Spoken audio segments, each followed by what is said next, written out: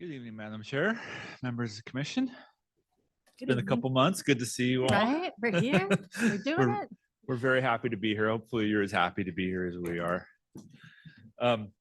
So on the work session agenda tonight, we're just going to give a couple of quick updates. It won't take real long. Then we'll run through the agenda like we normally do. There had been a request from a commission member just to briefly touch on the union block proceedings. Yes. I can tell you what I know, which isn't a lot. The Boise Dev article, it was pretty comprehensive. I mean, to be honest, the Boise Dev article was very comprehensive and had a lot of really good background information about what's going on there. What I can say, the city does have a facade easement on that building. So in 2018, these current modifications did go through the Historic Preservation Commission and then City Council for approval. So this current round of work did go through that, and then it went through, of course, the permitting through the city and through ACHD.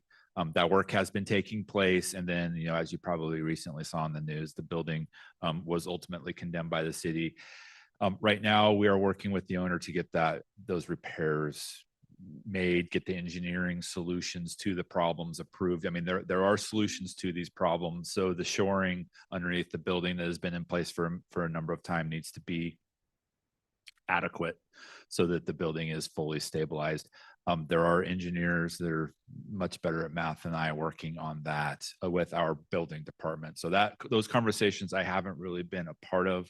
I can tell you though that, you know, as far as the historic aspects of the building, they did go through this body and city council with those plans. We can certainly share those with you, answer any questions if you have any.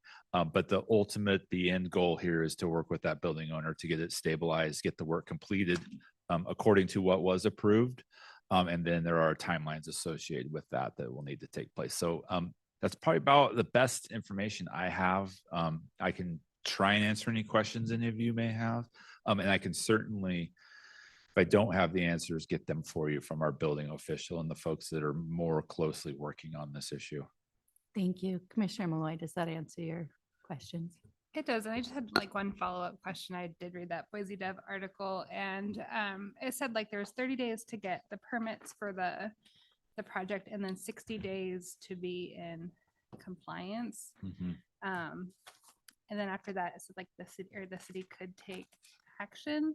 Like what would those actions be after 60 days? I hope I'm getting this right. We would complete the work, the city, the city would complete the work at the applicant's expense in order to make the building safe. Thank you, Josh. Yeah, absolutely. A couple other things, since it's been a while since we had the opportunity to talk. We are anticipating the proposed commercial historic district that the commission has been working towards to get in front of this body very soon. There is a fair amount of upfront work to do in terms of finalizing the boundaries. There's a meets and bounds document that needs to be prepared that very accurately describes what that district boundary looks like. And then there is certainly some public outreach to take place. But we would anticipate our hope, and I think we're still on track for this, but our hope would be to have that application submitted in December to go through the process and then get before this body and ultimately city council. So that's a super quick update on that. Also wanted to kind of touch base with some efforts we've been taking in conjunction with certainly with Nina's comments and some recent applications that went through city council on appeal. There is certainly a desire to again increase the presence and very strong wording of the conditions of approval to applicants and property owners. There was a city council appeal back in November. No, this is November. It was in October. You know, it was a retroactive application that this body saw and then was ultimately appealed to city council about some siding that was installed. As part of those discussions at the city council meeting, I don't know if any of you had an opportunity to watch that or not, but there was a lot of discussion during that meeting about how can we again kind of reinforce these conditions even more than we currently do. You know, they are in the letter that they get that says it was approved. In the email it says please pay attention to these conditions, you will be held to them. So moving forward, those conditions of approval will be printed on the building plans. So when they come in and get their building permit, those will be on the approved set of drawings. If any of you've ever been through the construction process in the city of Boise, you get an approved set of drawings back that have the city of Boise approved stamp. There will be notes placed on those drawings about like things that the contractor has to follow. The site-specific conditions of approval about materials and the things that they must follow, we will print on those plans as, again, another step in this process to make sure that we're getting compliance. Hopefully get less of these applications where people are asking for forgiveness for installing the wrong materials, the wrong windows, the wrong siding, things like that. So another reinforcement kind of in that process. Additionally, we're working, I think Nina had certainly some good suggestions about language to be included in the conditions of approval. We currently on our admin notices have a very, again, strongly worded, bold statement, please pay attention to these conditions of approval. All parties will be held to these. There are legal repercussions for not following them. That's on our admin notices. We'll include that in our commission level approvals as well, just to kind of, again, just continue to reinforce this language and this notion that, yes, you do need to follow the approved plans in the historic district. I mean, certainly elsewhere in the city as well, but definitely in the historic districts. So kind of an update on some of the things we're working on. Any questions? If not, I can run through the agenda real quick. Yeah, Josh, just Yeah, a question. absolutely. Is there something additional that the commission should do, like reading findings of fact or something specific, some action that we should take in making a motion or approving or not? Thanks, Commissioner Parks. I think that's a good thing to think about. Again, I think the commission senses, you get frustrated and Nina gets frustrated. We get frustrated. It's like we tell it's in our staff report. They talk about at the hearing. It's in their letter. Like you have to follow these things. But another emphasis on that, or maybe when the commission is discussing specifics of the project, like talking about the siding, really remind folks that, yes, this doesn't mean that this changes during the construction process. These are things that have to be followed. I can work with like internally, we can kind of maybe come up with if there's like a best practice or a best way to kind of insert that in every motion or discussion. But I think at any point that the commission sees a project and you feel like these things may not be followed, it's certainly worth mentioning. It doesn't hurt at all. Sure.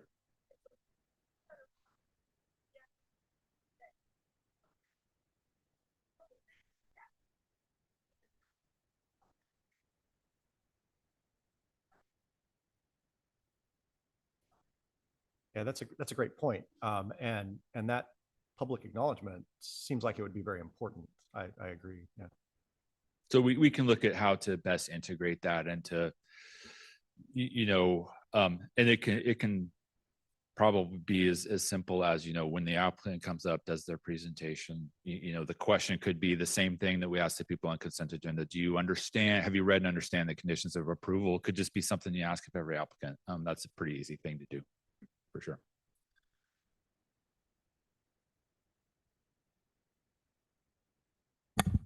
Okay. I have one quick Yeah. question. On the commercial historic district, I'm going to ask again, have you started talking to the building owners yet? I'll let Richard jump in on that. We, that I'm aware, we haven't started our formal outreach. I don't know what sort of informal discussions have been had. Yeah, there's been no outreach to the individual building owners yet. We're having a meeting tomorrow about outreach, an internal meeting about outreach and how to process it. I have compiled the final list of property owners for every parcel, so we know who to contact, how to contact them, the mailing address, et cetera. I just finished that last Wednesday. And so we know the process. We just have to, we'll know more after the meeting tomorrow than I do now about how we're going to proceed, but we will be reaching out as soon as possible to every property owner to get feedback, buy-in, yay or nay. Are you interested? Are you not? So we'll have those numbers and that data well in advance of the meeting, which we're anticipating, as Josh said, we will have the application in hopefully in December for the January HPC. So that also gives us a little more time to do the outreach. So it's all a win-win. So we'll start that process very soon of actually communicating with the owners. Thanks. I mean, I just will say again, like best practice in business is the earlier you can get people on board with you before you start doing a ton of work, it works out better in the end versus doing all the work and then having people disagree. Yeah, we do generally have a feeling from what we know of the owners that we know of that there is a lot of positive buy-in. So we feel confident that there'll be at least majority, probably very, very large majority buy-in and interest in this becoming a historic district. To be determined.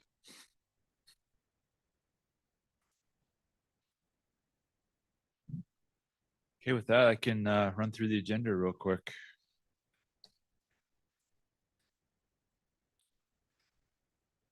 So item number 1, 293 is a certificate of appropriateness to demolish a structure and construct a new single-family residence. We will hear item number 1. Item number 2, 292 on Heron Street. That's the a change of status for an existing home. We have recommended approval and would propose that for the consent agenda. If any commissioners have concerns, we can certainly pull it. I'd like to hear Okay, that one. all right, there you go. Item number 3, 299 on 18th Street. Again, a proposal to demolish an existing single non-contributing structure and construct 2 new residences. We will hear that one.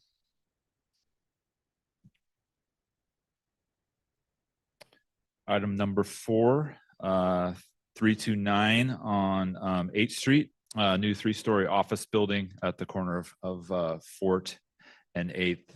We will hear that item as well. Item number 5, 336 North 18th Street, and that is to alter the character defining facade of a contributing structure. We would propose that one for the consent agenda. Okay.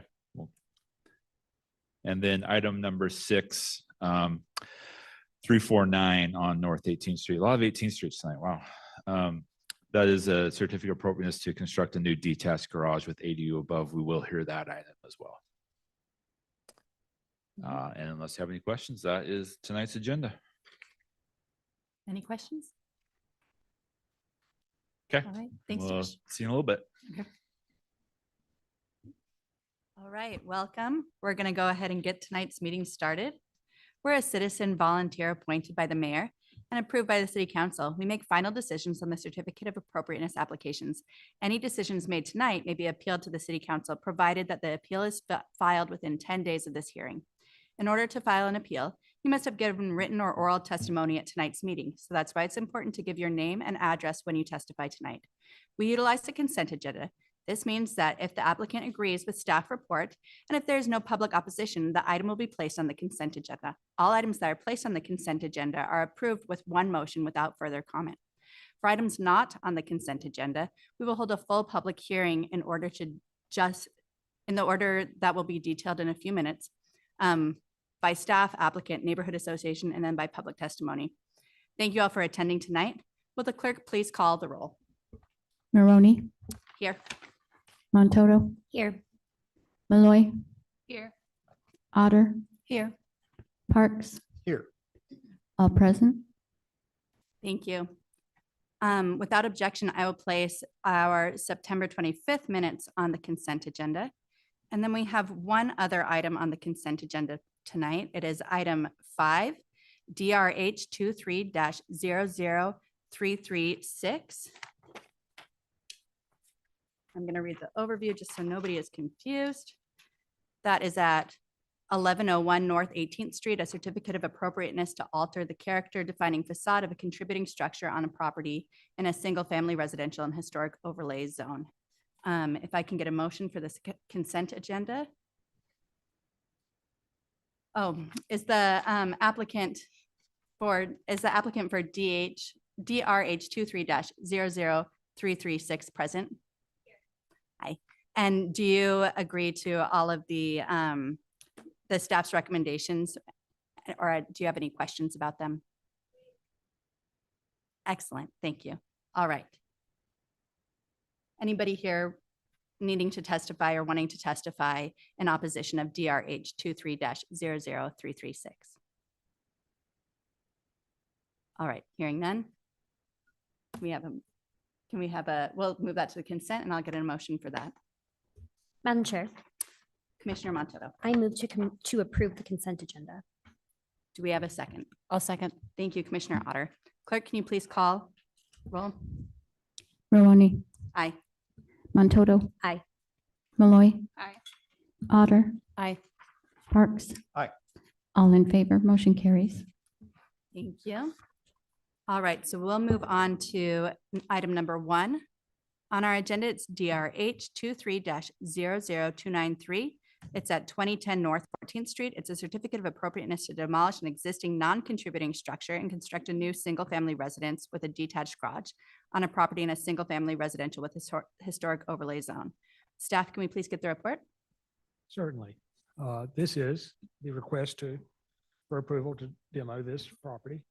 This property is located and build the new single family. This is located in the north end and the property is listed as non-contributing. Here's the site aerial to give you an indication of where it is within the district. Site plans of the existing and the proposed. The landscape plan. Floor plans for the basement first and second floor. The plans for the garage, sorry, trigger happy. And here present are the elevations for the proposed property and the garage. These are photographs of the existing structure.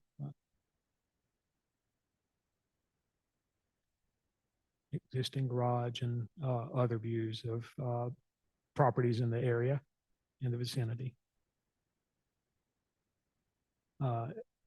As the application states, this is proposing to demolish the existing non-contributing residence and construct a 1.5-story residence.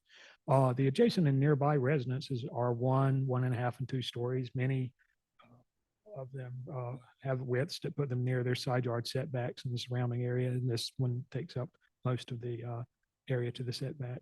The height of the roof peak is 21 feet 7, and the width will keep it as stated before in the setback. And therefore, this house is going to be similar in height and width to buildings in the adjacent sites and the blocks. Mass and form are compatible with residences in the vicinity and features a porch, which is a traditional element. Materials and windows openings are compatible as conditioned. Lot coverage and building orientation are appropriate, and the garage is just going to have an addition added to it. And the garage is and will remain substantially smaller in scale than the primary residence, and the roof height is substantially lower.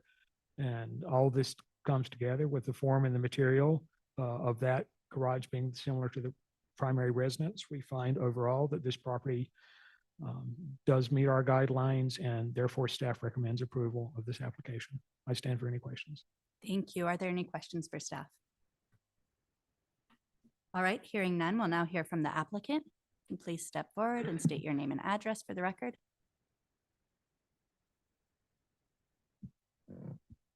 My name's Amy Allgaier. I live at 1402 North 22nd Street, and I'm the architect for this project.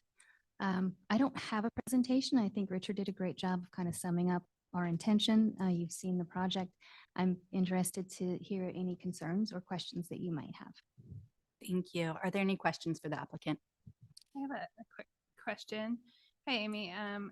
I just had a question about how this meets the standards, the SOI standards under number 3. Each property will be recognized as a physical record of its time, place, and use. Changes that create a false sense of historical development, such as adding contextual features and elements from other historic properties, will not be undertaken. We've seen a lot of properties, new construction within the historic district that look too historic, in my opinion, and aren't of their own time and place. So I'm wondering how you feel that this meets standard number 3. Standard number 3 is tough to balance against the desire for homes to fit in to the historic district. And I think we'll see that later with another case that very clearly exhibits the time period in which is being created and is recommended for denial. So a lot of what my clients come to me with, and they want a home that looks traditional, that is harmonious with the homes on the block, that they feel fits into the historic district. That's what they would like to see. How did we differentiate this from other historic homes? It's not a mimic of any house you'll find in the North End. It has some unusual elements. It has a curved roof structure on the porch. And, every home is going to be slightly different than the home down the street. And the intention was certainly not to create an old home that mimics something that's old. The intention was to create, for these homeowners to create something that fits into the North End. Thank you. Thank you. Are there any other questions for the applicant? Thank you for being here. Thank you for the application. Really minor question, but I'm curious about the chimney on the right-hand side. It appears that it stops at the underside of the eave. And I was curious what the reason was for that rather than extending it. That's a gas fireplace, Mhm. so it's not required to go above the roof. And at the time of design, the owners were not quite sure what they wanted to do with it. So at this point in time, it goes up to the roof, it stops. The gas fireplace will actually vent out the side. If the commission would like to see something different, we can certainly take that back to my clients and stop it lower so that it doesn't look like it's just broken or carry it above if you'd like. Yeah, I've debated back and forth on that. Obviously it's expressing that there's a fireplace. Right. And it's expressing that it's not a wood burning fireplace. Stopping short doesn't seem like the right answer. Stopping at the eave is probably okay. Extending it above the roof is making it Look like a false something. fireplace. Right. Yeah. Right. But it does look more like a fireplace and something more expected in the form and scale and texture of what would be in the neighborhood. I'm undecided. Just curious. Thank you. Any other questions for the applicant? None? All right, Okay. thank you. Thank you. Is there anyone representing the neighborhood association?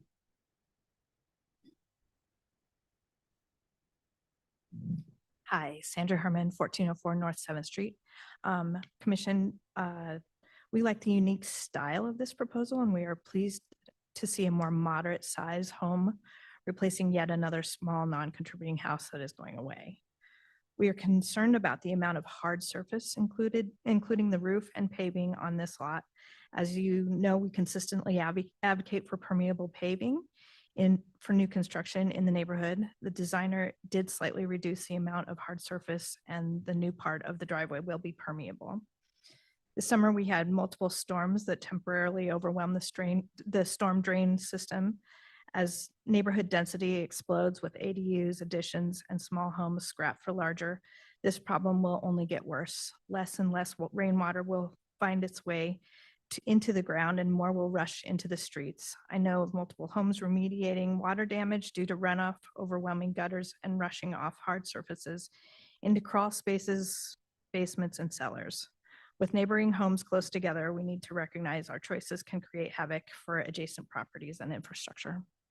That's all I have. Thank Questions? you. Any questions for the neighborhood association? All right, thank you. I will go to the sign up sheet, which we do not have anybody signed up for this item. Is there anybody who didn't get a chance to sign up but that would like to testify? None? All right. Well, do we have anybody online? No? All right. If the applicant would like to come and add anything or rebut anything? No? Okay. We'll close the hearing and render a decision for this item. I welcome a motion or discussion.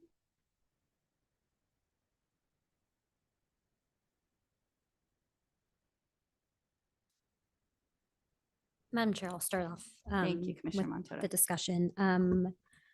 I very much appreciated Ms. Allgaier's answer to Commissioner Malloy's question. I thought that it really spoke to something beautiful coming out of the loss that we have anytime we have any structure being demolished in our historic districts. And to Nina's point as well, I think it's really refreshing to see a more modest home coming in. We typically don't see that. So all that to say, I did think Commissioner Park's comment about the fireplace was something maybe we should revisit in our discussion. I don't know what that looks like, but figured I would just start it off.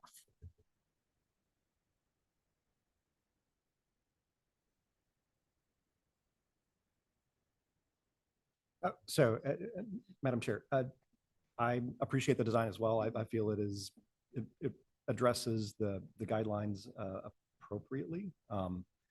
Each property is different, and each of us has a designer inside of us that would do something a little bit different at each step along the way. But I think I feel it meets the guidelines. I think the question about the fireplace is an interesting one, and I'm not quite sure what the best way is to address that. I'm curious on others' thoughts, if it should extend above the roof line so that it doesn't, it seems more natural in the world of a fireplace, perhaps. But I'm curious as to other opinions, but otherwise am in support of the application. Does anybody have any thoughts or feelings or concerns about the fireplace? I guess what I would say, Madam Chair, is that I'm not sure that the fireplace falls within our purview. Like, I don't love the design concept, but it's also like they get to design that from an exterior perspective. Not sure exactly if I guess we could require it, but it doesn't bother me too much, I guess, in the end. Okay, so I'm thinking we're feeling neutral about the fireplace, and maybe we can entertain a motion. I mean, I would push back on that slightly in that the design is a part of our purview. The detailing of a building is important in what we do. I think the fireplace falls in a gray area in this case. I'm okay with it as is, and would make a motion to approve the application with staff's recommendations and conditions. Excellent. Do we have a second? I was gonna say, are we gonna ask if they're gonna accept the conditions of approval? So I'm going to ask the applicant, have you read and do you understand our conditions of approval? These cannot change during the construction process. There are legal repercussions for changing these things after we've approved them without going through approval again. Excellent. So let the record show that the applicant is nodding that she understands. Do we have a second? I'll second. Thank you, Commissioner Otter. Clerk, please call roll. Maloney, Aye. Montoto, Aye. Malloy, Hi. Otter, Aye. Parks. Aye. All in favor, motion carries. Thank you. So we will be moving on to item number 2. That's DRH 23-00292. It's at 2707 West Heron Street. Certificate of appropriateness to change the status of an existing single-family home from contributing to non-contributing on a property in a single-family residential with historic overlay zone. Staff, can we please get the report?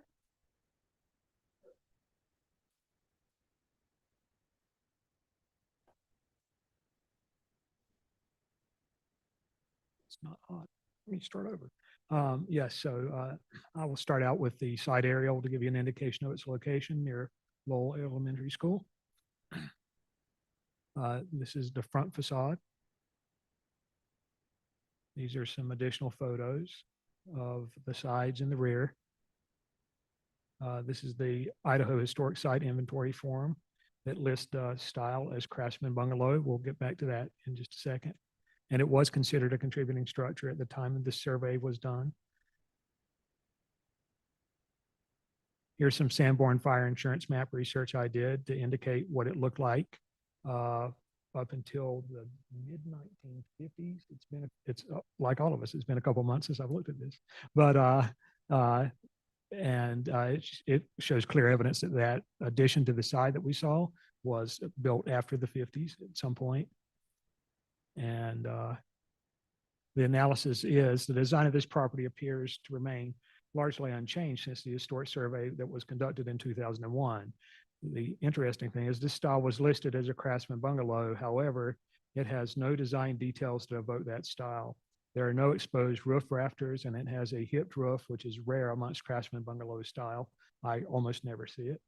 The roof porch evokes no detailing the porch evokes no detail consistent with that style, which would typically have been something like a stone brick or wood sided base upon which more massive wood columns would have supported the roof of the porch, which was almost always gable fronted, at least the porch. And hip is rare, but does exist with Craftsman bungalow. But this house has no stylistic characters that are from that style. At that time of the survey, the windows in the primary elevation were the same replacement slider windows that we see today. The side addition, as I showed from maps and through my research determined, was built after 1956 per those maps. And the rear addition, it's the same story. The Sanborn does not show that. The only portion of the facade that may have original siding is the primary facade. And I believe the IC form, inventory form only mentions, like, I forget what it said, the dimension of the siding at the front and one other thing making it contributing, I suppose. It says that it is individually eligible for the National Register, but based on the above assessment, the staff feels that this was an error in the historic survey. And therefore we recommend approval of this reclassification to a non-contributing structure. I will stand for any questions. Thank you. Are there any questions for staff? Oh, Sorry. Oh, yes. How often do you see a mistake in the surveys? It does happen from time to time. One thing we've encountered in the past, and I always double check when they go to commission, especially if it's something like this, is discrepancies between our records and other records, like records held at the State Preservation Office. I have seen a few properties come up where, as I'm doing my initial research, it's like that was considered non-contributing. And you see some properties that do have that look. So we do come across that, and it happens both ways. Sometimes we have non-contributings that, in my assessment, should have been considered differently and could be reconsidered now as contributing, and it works just the same the other way, as is the case with this one. I do occasionally. It's not like every other one, but there's a smattering of properties that have a listing that I would disagree with, and I think staff would disagree with, and the commission would probably disagree with the original assessment. Thank you. Any other questions? No? All right. Thank you, staff. We'll now hear from the applicant. If you can step forward and state your name and address for the record. Good evening. My name is Joe Levitch. Levco Builders is my company, and I'm at 114 East 35th in Garden City. Thank you. Thank you. When I originally saw this house 5 years ago, we were talking about remodeling it. It didn't make sense at the time. And my clients who are here revisited it 5 years later, now that they would like to live in a house that with a family of 5.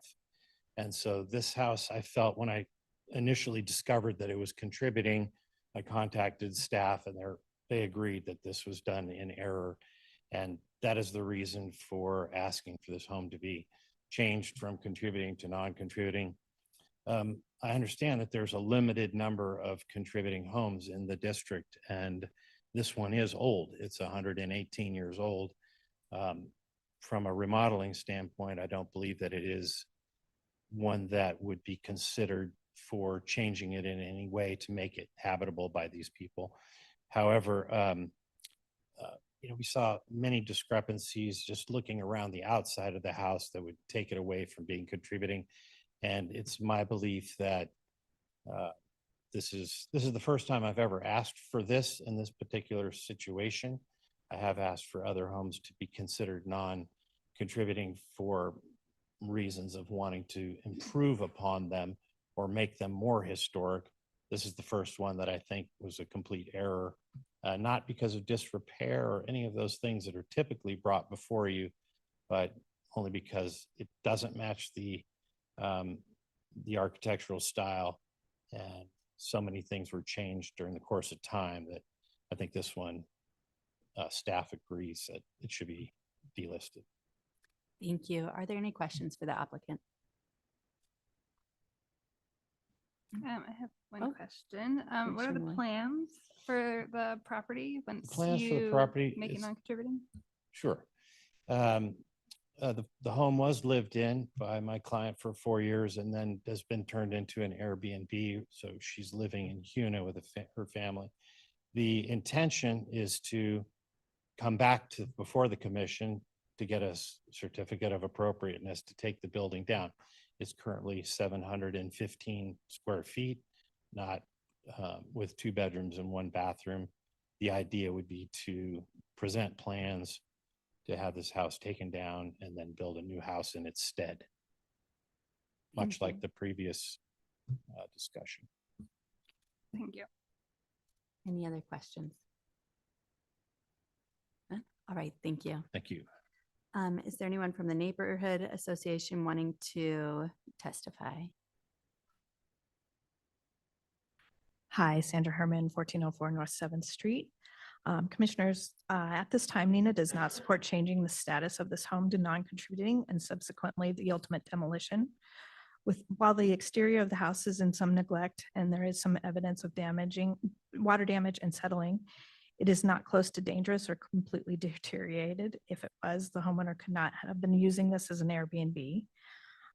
This house has been surveyed twice and both times with the existing non-historic windows.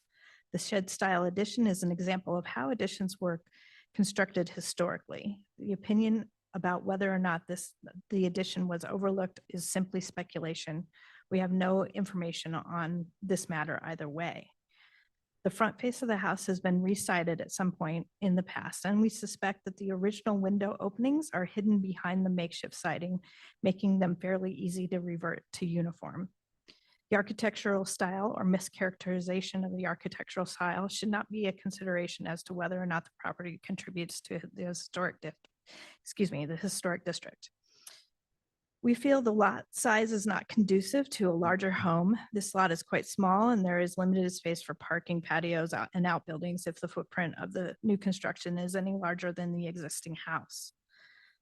Though there are many small cottages, modest Cape Cods, and bungalows nearby, none of the houses in the immediate neighborhood are similar to this one. The low slung roof and stoop posts are unique. I've researched some kit houses, both Sears and Montgomery Awards have had plans with similar roof lines. Plans were often sold separately from the entire kit and builders would often take those plans and put their own spin upon them. We feel it is incredibly important to preserve as many modest homes as possible in the North End. The uncommon mix of historic homes, both large and small, tell the story of the eclectic life in the neighborhood.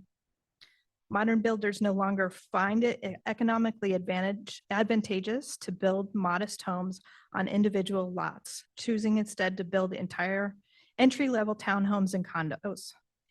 Yet individual houses remain popular in demand in the real estate market. When we lose these houses, we lose them forever. There is no replacement of homes of this style and size being built today. Already, we've lost several small non-contributing houses this year. Without homes like this one, my parents, my in-laws, my husband, and I would never have become homeowners. Nina feels that preserving homes like this one helps to keep our neighborhood diverse and accessible to lower income renters and buyers. We again request that the city do a new contributing survey with an emphasis on preserving modest houses that are such an important part and unique part of our historic district. Thank you. Are there any questions for Nina?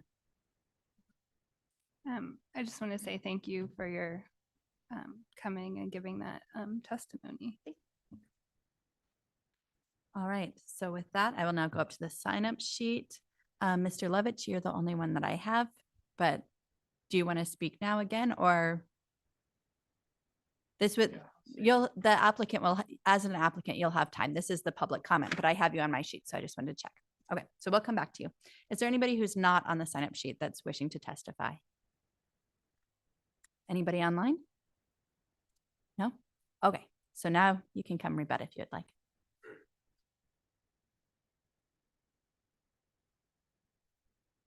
Madam Chair and Commissioners. Having lived in the North End for, 25 years, 25, 30 years, I understand the importance of contributing versus non-contributing. And I understand that there's a limited number of contributing homes.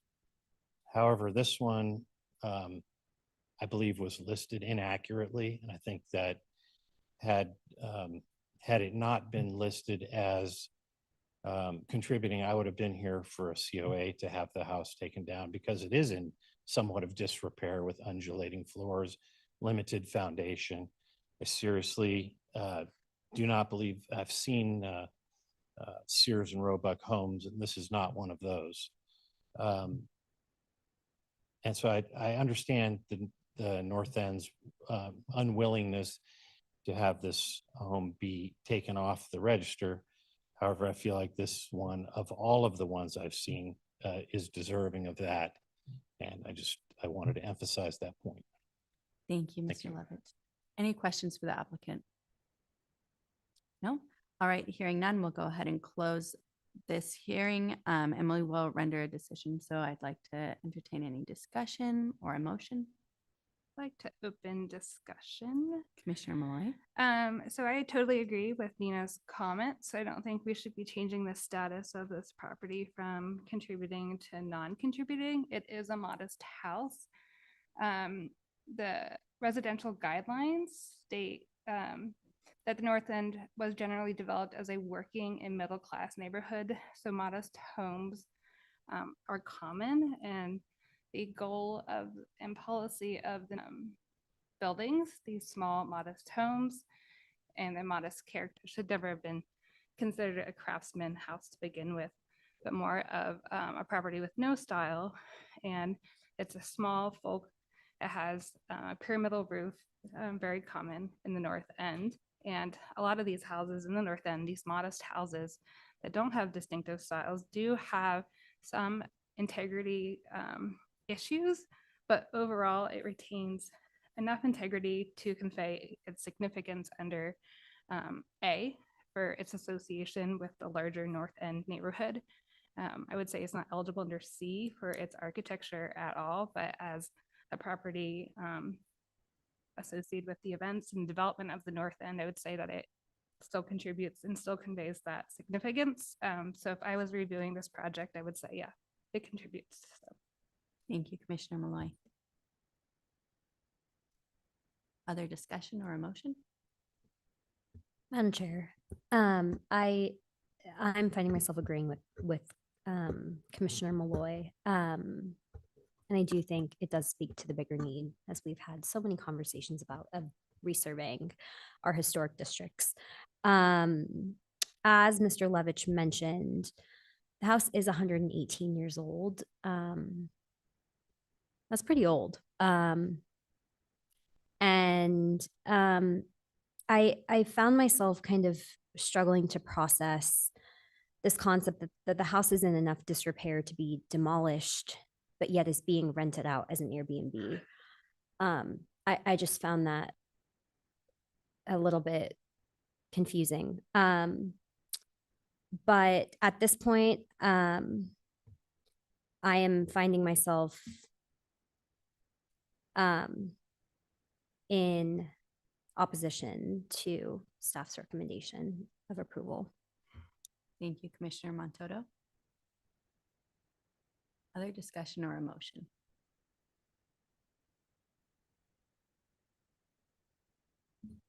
I can make a motion to deny this change in status. We have a second? Commissioner Malloy, would you please insert some reasons for that decision as a part of your motion? I would appreciate it. That was more of a discussion, but so I move to deny DRH 23-00292 for the request of changing the status from contributing to non-contributing. The property does retain enough significance to convey its historical associations and connections to the North End Historic District, although there have been changes made overall, it conveys its form and massing and overall design, and some of its materials to convey its significance. Thank you. Thank you. I will second that. Thank you, Commissioner Parks. Clerk, please call roll. Barone, Aye. Montoto, Aye. Malloy, Aye. Otter, Aye. Parks. Aye. All in favor, motion carries. Rear garage ADUs. After they do a lot split, they'll make it from one, this one larger, wider lot into two narrow lots. There are floor plans of the houses at 2205. These houses are kind of similar but different, so you'll see some patterns reoccurring. And the garage ADU plan for 2205. Here are the elevations for the first property at 2205. And its garage ADU to the rear. The plans for 2207 with the garage ADU.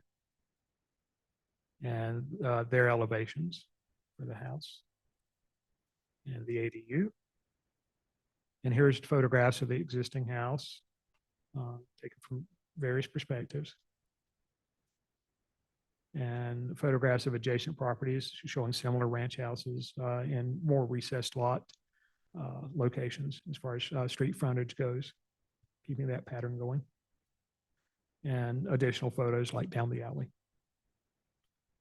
Existing homes of this block, as demonstrated by the photos, are typically a single story and primarily ranch style form on wider residential lots. The removal of the existing house, splitting the lot into two parcels and building two-story houses is incongruous with the surrounding homes. Therefore, these houses do not maintain or blend with the width or heights of buildings on adjacent sites, which is something that we look for in our guidelines for infill. These guidelines, therefore, do need to use the massing and form that is similar to the other neighboring structures. And the design to a human scale using traditional mass size material and window openings. This doesn't meet these requirements as the height is dissimilar to the neighboring residences and the building form is far into the district and therefore inappropriate. These same guidelines state that new construction needs to have a roof form that is related to other roof forms found in the area, and that roof form is not similar to anything you would typically find in hardly anywhere in the historic district, with some exceptions. And the standing seam metal roof material is dissimilar to other materials commonly found in the district. So at the very minimum, should this go to approval, that would need to be conditioned that it not be metal.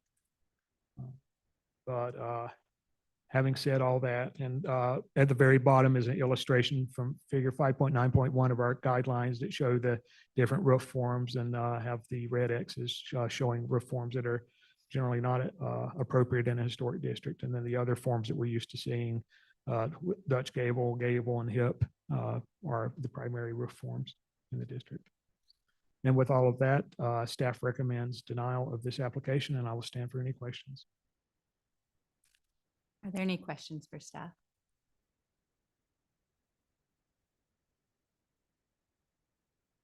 All right. Hearing none at this time, will the applicant please step forward and state your name and address for the record? My name's Amy Allgaier. I live at 1402 North 22nd Street, and I'm the architect for this project. In the first paragraph of the historic guidelines for new construction, it says it's preferable to design congruous contemporary structures rather than duplicate or mimic the design of historic buildings in the district. My client spoke with historic staff back in January to talk about the lot split, her project ideas, and the home style that she had in mind. These are the photos that we shared. Richard, could you scroll through two more? The next photo and the next photo. She was told at that time that this seemed like it would work as long as we kept the homes to a 1.5-story design. Our primary goal then was to keep the structures as low as possible, have them fit with the contemporary style that had been discussed, provide enough square footage for an average home, and keep sustainability in mind. Next photo, please.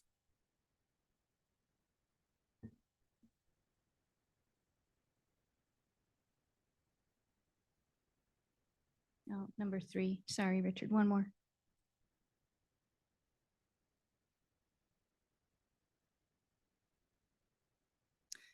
So this property is on the final block of 18th Street before it hits Hill Road. On this block, there are 11 properties, and almost all of them were built between the 50s and the 60s. So they're typically mid-century modern homes. Only 2 of them are listed as contributing, and 9 of the 11 have driveways that come off of 18th Street, not the alley. So it's a bit of an unusual block for the historic district. The owners are fortunate with this lot because it's large enough to create 2 legal lots with just a lot line adjustment. We don't have to divide anything. The zoning code rewrite focused specifically on creating more housing opportunities in Boise. The ability to create a new lot in an established neighborhood like the North End that has close proximity to services and public transportation is pretty rare. And we feel like this is an opportunity that shouldn't be missed. Staff has expressed concerns of removing the existing house, which is shown in the next photo, to create 2 new homes that don't match the low, wide massing of some of the other homes on this block. But the wide design of ranch houses is not an efficient use of our land, nor does it create an abundance of housing per acre. The historic guidelines understand that cities are growing and land is at a premium, and they give options for new construction to fit into rather than exactly match the texture of an existing block. For example, Section 5.2.3 of the guidelines states that it's generally appropriate to add a new building, which is higher than buildings on adjacent sites, if the height of the building at the street facade is similar to the height of buildings on those sites. This is achieved by placing taller masses away from the street. And if you look at this next photo, you can see from the street facades that we have done exactly that. The parts of the home that are closest to those adjacent sites are stepped down to relate to those homes. We also place the tallest parts of those street facades toward each other where they don't compete in scale with anything that's existing. And the tallest portions of the home in the next photo are shown in gray, and those are 36 feet away from the sidewalk. They're well back from the front of the home. Wow, you can't, they're really light gray, I'm sorry. They're well back from the front of the home, and so they're pretty far removed from the view from the street. The staff report also says that this building form is dissimilar to neighboring residences and therefore inappropriate. But again, the guidelines allow for some variation on massing. Section 5.3.4 in the next photo says it's generally appropriate to have a building form which is unique in the district but relates to neighboring buildings and to the neighborhood through its overall massing. All the homes on this block have low sloping, hip, gable, or shed roofs. In the next photo, you can see we're using low sloping shed and gable roofs. 2 houses up from this property is a home with a nearly identical shed roof line on a rear addition. And the last house on the block has a large shed roof over its garage. There's also precedent for contemporary design being allowed within the historic district. In the next photo, this project at 1406 North 17th Street shows a very similar roof line to what we have proposed. And that project sits next to the next photo. You'll see it sits next to a relatively traditional home. These houses have been designed to fit into this particular block's context of mid-century modern homes. The guidelines sort of leave out mid-century modern architecture. The next illustration from the guidelines will show a traditional ranch home as an example of inappropriately fitting into this historic block. But the block that we're working on, ranches are all we have. We don't have Tudors and Victorians. These are the homes on the block. The next several photos, not that one. That one is adjacent across the street.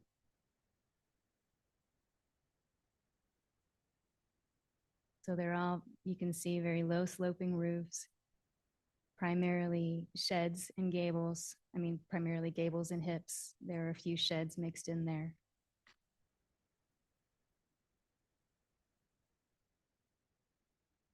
fairly contemporary lines.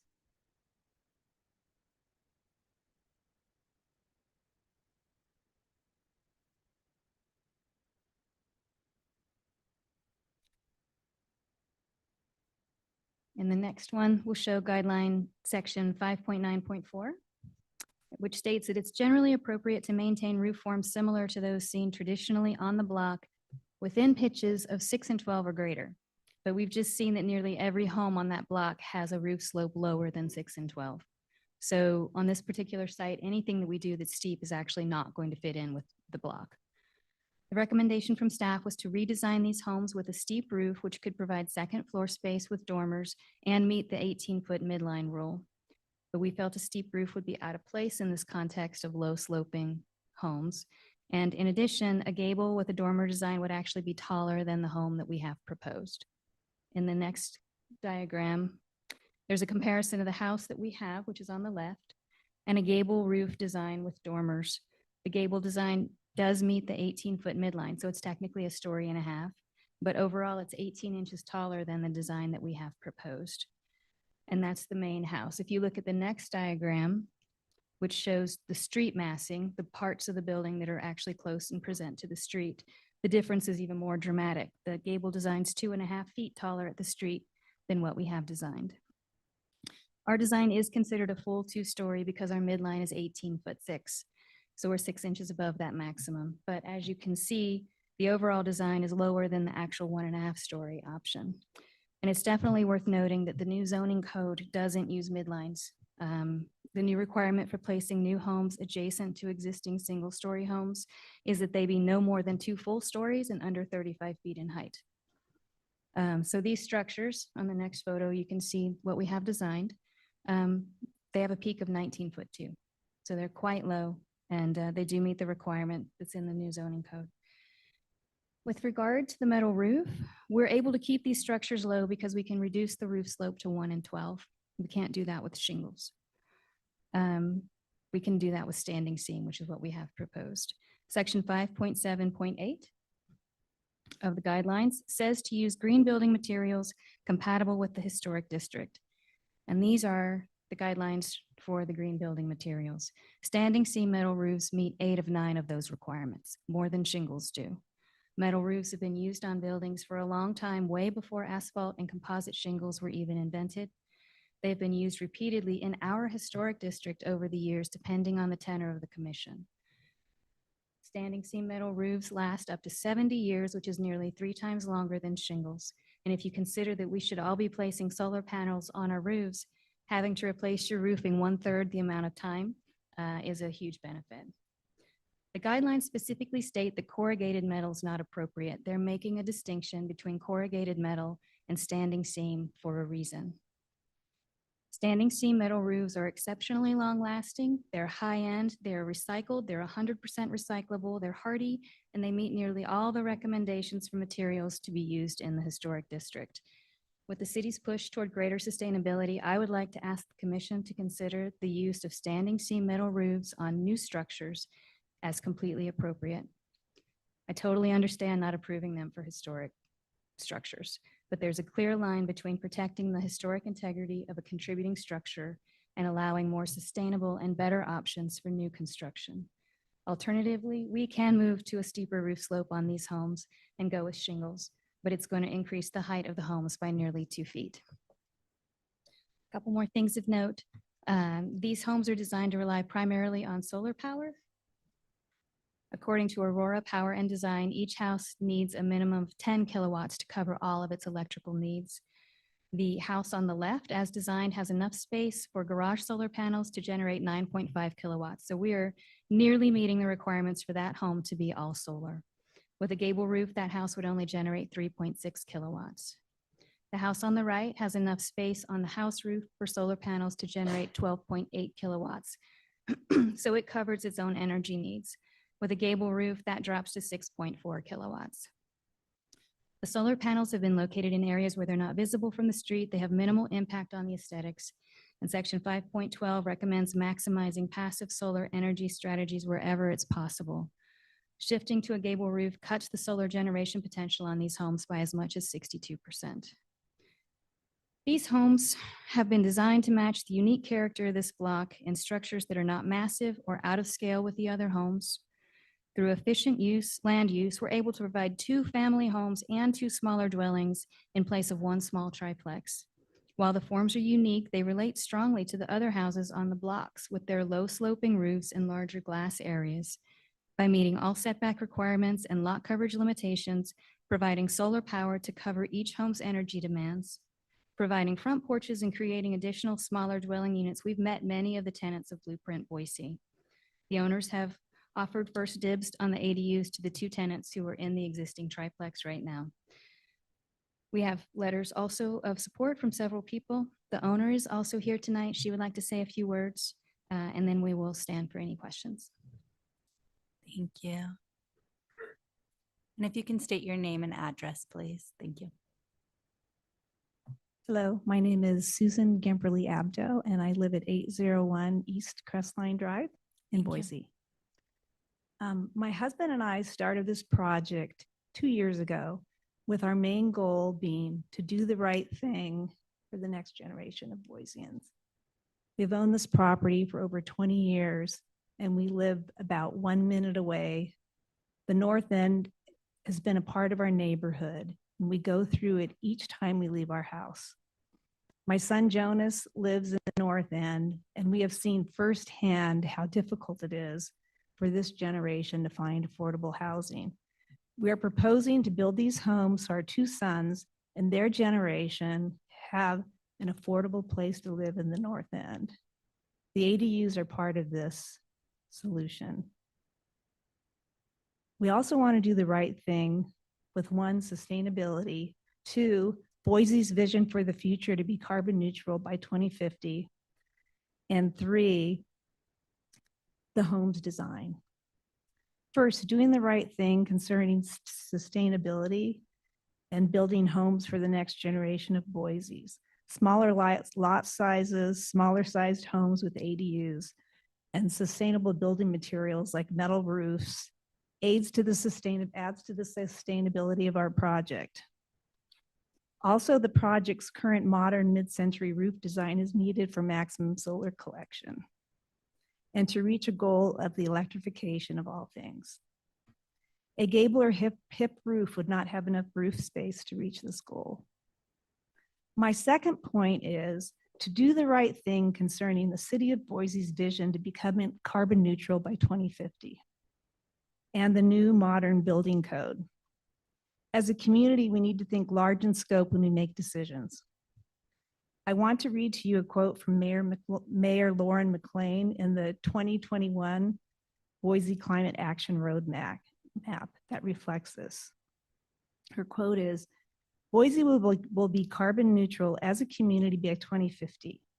In setting this goal and taking the steps to achieve it, we will be doing our part to help address the climate crisis. This goal requires that we, as a community of individuals, businesses, and organizations, come together to do our part. And that includes from using alternative transportation to updating to energy efficient systems. This work requires each of us to change our behaviors, our environments, and our way of thinking, innovating solutions along the way." And I want to just read that last sentence again. This work requires each of us to change our behavior, our environment, and our way of thinking and creating innovative solutions along the way. We totally feel like this project coincides with the modern building code and the city of Boise's vision for the future to be carbon neutral by 2050. And we'll take projects like ours one by one to create the innovative solutions along the way. As far as the modern building code is concerned, our project helps with affordable housing by increasing density with smaller lots. We are fortunate that our project already sits on 2.5 platted lots. So all it takes is a lot line adjustment to create the 2 lots. And the land today houses 3 people. With our project, each home has 3 bedrooms and 3 dedicated workspaces for a new generation of remote workers, as well as ADUs over the garage. The project will house at least 8 people. This increased density relates directly to more affordable housing and an opportunity for a young person or young family to own a home and rent out the ADU. My third point is to do the right thing in design. This block in the North End Historic District is really atypical. Every home in the block but one was built in the 50s and 60s. So it's basically a mid-century block. It's not a typical historic block in the North End, so it should be looked at with more flexible guidelines that coincide with this time frame. As we are discovering, this is very, very subjective as far as what fits into the neighborhood and the design. We met with the city planners twice on January 5th and June 1st to review designs to be sure we were headed in the right direction, and we thought we were. But as an example of subjectivity and discrepancies, nearly every home on this block has a garage and a driveway in the front. According to the historical guidelines, this is not acceptable. We did design our home with a garage in the back to follow this guideline, and it also makes sense not to use all that land for a driveway. Our home is designed with more modern mid-century roof design. This may not fit into a block of historic turn-of-the-century cottages, but it does fit into a mid-century block. A typical steep roofed North End cottage may not fit into this block, but it would be acceptable by the historic guidelines. So I ask you to look at these guidelines as just guidelines and not rigid rules, specifically for mid-century blocks. Again, just guidelines, not rigid rules. We have learned a lot the last 3 years while contemplating on what to do with this property. We talked to a lot of people and we did a lot of research. One person I talked to quite extensively was Dan Everhart from the Idaho State Historical Society. And there is one distinct point that he made.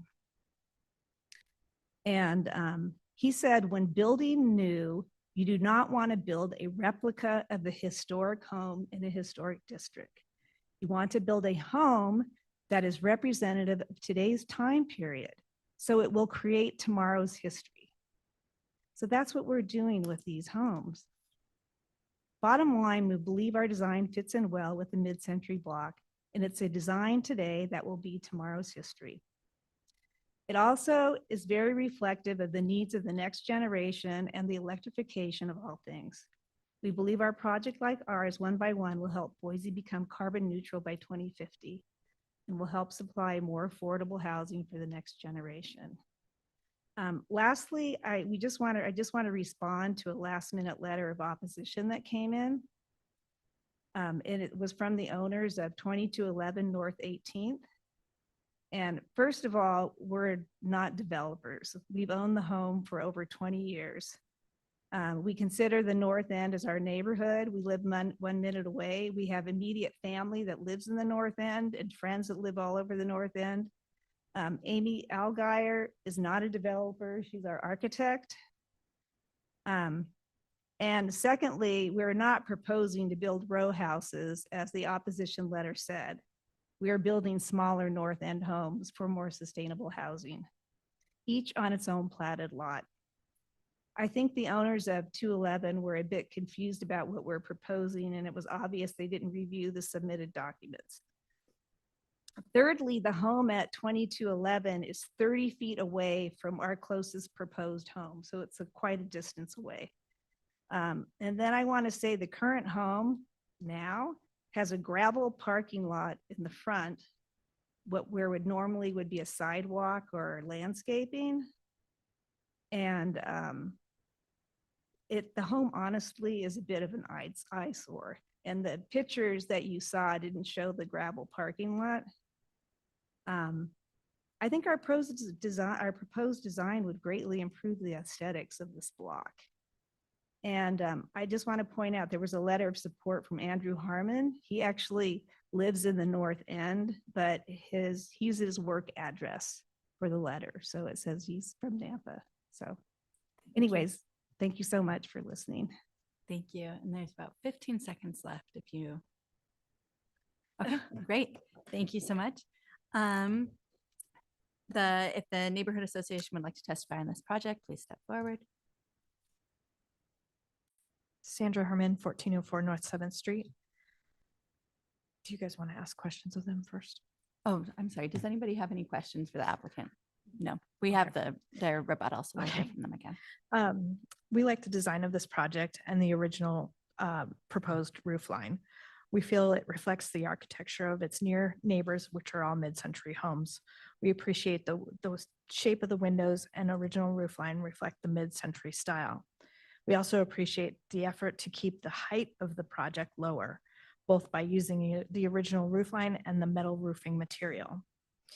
In the past, we have seen the commission reject metal roofing material in the historic district, but we think it's time to reconsider this material as an option, as the options and aesthetics have changed considerably over the years. As a long-lasting recyclable material, metal is in line with the city's environmental objectives. Metal roofs are also recommended by local solar companies. The current asphalt shingles as a standard are a petroleum product and not really that historic, as asphalt shingles, as we know them today, were not in the wide use until after the 1930s. I have pictures of my own home from the 1970s with cedar shake shingles on my house. And my guess is that this was likely the predominant material used in the neighborhood until it was phased out of use in the 1980s due to fire codes. Overall, we think that this project could be an example of inputting dense housing into the existing neighborhood. And we propose permeable paving and downshielded lighting. I forgot to do this on the first project, but I will say Nina would like to remind homeowners and contractors that materials listed within the accepted plans are part of an agreed upon contract with the city. It is important to adhere to the materials as listed, as they are part of standards in the historic neighborhood. Changing materials without consulting the city could result in fines, delays, and mitigation at the contractor or homeowner's expense. Thank you. Any questions for Nina? None? All right. I will go to the sign-up sheet, which I don't have anybody. Is there anybody present wishing to testify on this project? Anybody online? Madam Chair, we do have someone online. I will allow them to talk. Excellent. To our online person, if you could state your name and address. Yes, my name is Anna Smith. I live at 2211 North 18th Street, next door to the proposed construction. First, I want to say that our issue isn't with housing or new housing being built. Our issue is with the architecture that is being put forth. It does not fit with the architecture in this surrounding area, on this block or anywhere on either side of the street. It's, you know,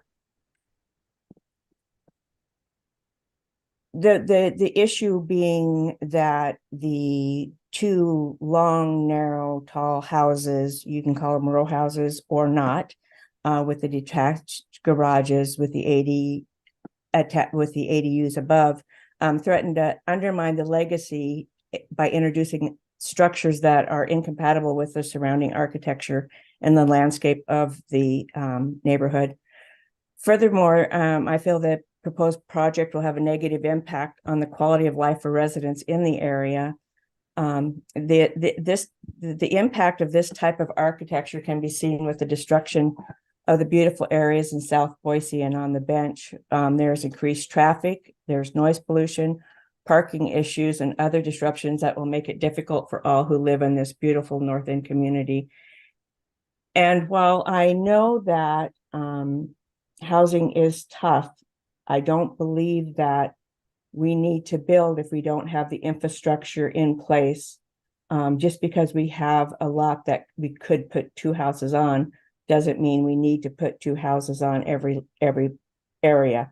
But if that is how the owners would like to move forward, that's definitely their property and their right to build two houses. And there's plenty of examples in this area of lots that have multiple residents on them that I would like to recommend that they take a look at in keeping with the architecture of the area. We do urge this committee to deny this request and work with this community, the North End on 18th Street, specifically to find a solution that preserves the historic character of our neighborhood while also meeting the needs of our growing community. I keep hearing that these houses were built in the 50s and 60s. Yes, they were, and that makes them historic as well. So I don't want that to be misconstrued if just because they weren't built 100 years ago doesn't make our block Time. historic. Thank you. Thank you. You're at time. Do we have anybody else wishing to testify online or in person? No? All right, so hearing none, the applicant is welcome to come back up and rebut. Just a couple points with regard to the last call. This property is 2.5 historic lots. It was originally intended to be 2.5 lots. It was originally intended to potentially have 2 houses and some space left over. We're just using what the original historic platted space will allow us. In terms of what does that do in terms of generating traffic? What does it do in terms of increasing the number of people who are coming in and out of our neighborhood? The North End is unique in that we actually do have the infrastructure in place to accommodate the lots that we have. So if this kind of development should occur, this is exactly where it should occur. I would also say in the 50s and 60s, mid-century modern was new and different. That was the architecture that people were looking at going, wow, that's something unusual. So to say that now we have to not be the radical animal on the block because it doesn't fit in, those guys didn't fit in with the historic neighborhood that they were going into back in the 50s and 60s. That's part of the growth of a historic neighborhood, is that it does continue to grow and it does continue to change. And that's the beauty. That's the beauty of streets like Harrison Boulevard, where you can see, 15 different character of houses while you're riding down the street. Do we need to Commissioner Malloy's question earlier tonight, do we need to limit ourselves to constantly rebuilding bungalows in this neighborhood? I don't have an answer to that, but I think that doesn't give us a lot of interest and growth going forward. And I will stand for questions. I know we didn't get a chance to do that earlier. Thank you. Are there any questions for the applicant? I have one question regarding the roof. Did you look at the membrane roof at all? So membrane, we could go even shallower, but we can't. I mean, the whole point of going shallow is the membrane roofs are probably the same cost. They're super expensive. So is standing seam. We could have gone down to 1/4 and 12 with a membrane roof. We're at 1 and 12 with a standing seam. Aesthetically, I think we both prefer the slightly higher slope than completely flat. Okay, thanks. Madam Chair, and I had one very minor question also related to the roof. You've mentioned standing seam metal roof, and I see standing seam mentioned in the staff report, but in your actual application, I just see it referenced as a high-end pre-finished metal roof. And I just want to clarify that your intent is for a standing seam. Yeah, exactly. Pre-finished standing seam metal roof. Thank you. Any other questions for the applicant? No? All right, hearing none, thank you. Thank you. I will now close the hearing and we can render a decision. I welcome discussion. Sure. I'll open discussion up. I'm glad it's not a Craftsman bungalow or another colonial revival house. So thank you, Amy, for this design. I think it is, while the massing and scale is not ideal, but I think it does fit into this area of the North End. There are mid-century houses on this street in this section. So I will support this design. Thank you, Commissioner Malloy. Other discussion?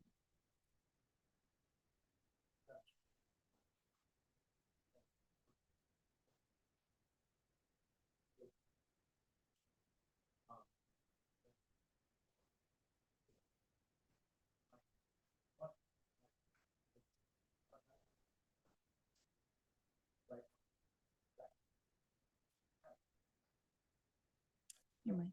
Sorry, thought I was on. Yeah, so let's back up. Yes, so the applicant made a very compelling argument. Generally, yes, I agree with that. That's and find myself in agreement with their argument. It's, I think, a nice application, and I agree with many of the points. The one hangup I have is that there's a big red X in our guidelines next to this exact roof form. And how do we kind of reckon that? And, you know, I think all of it is context and it is guideline.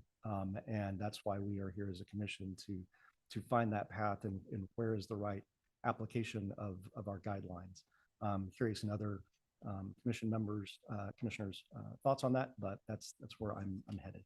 Great. I have a kind of a comment and I guess like a question for Commissioner Malloy. So again, they're guidelines, right? So we can take this on a case by case basis. We allow things that aren't in the guidelines. And so I don't necessarily see that as something that needs to stop this.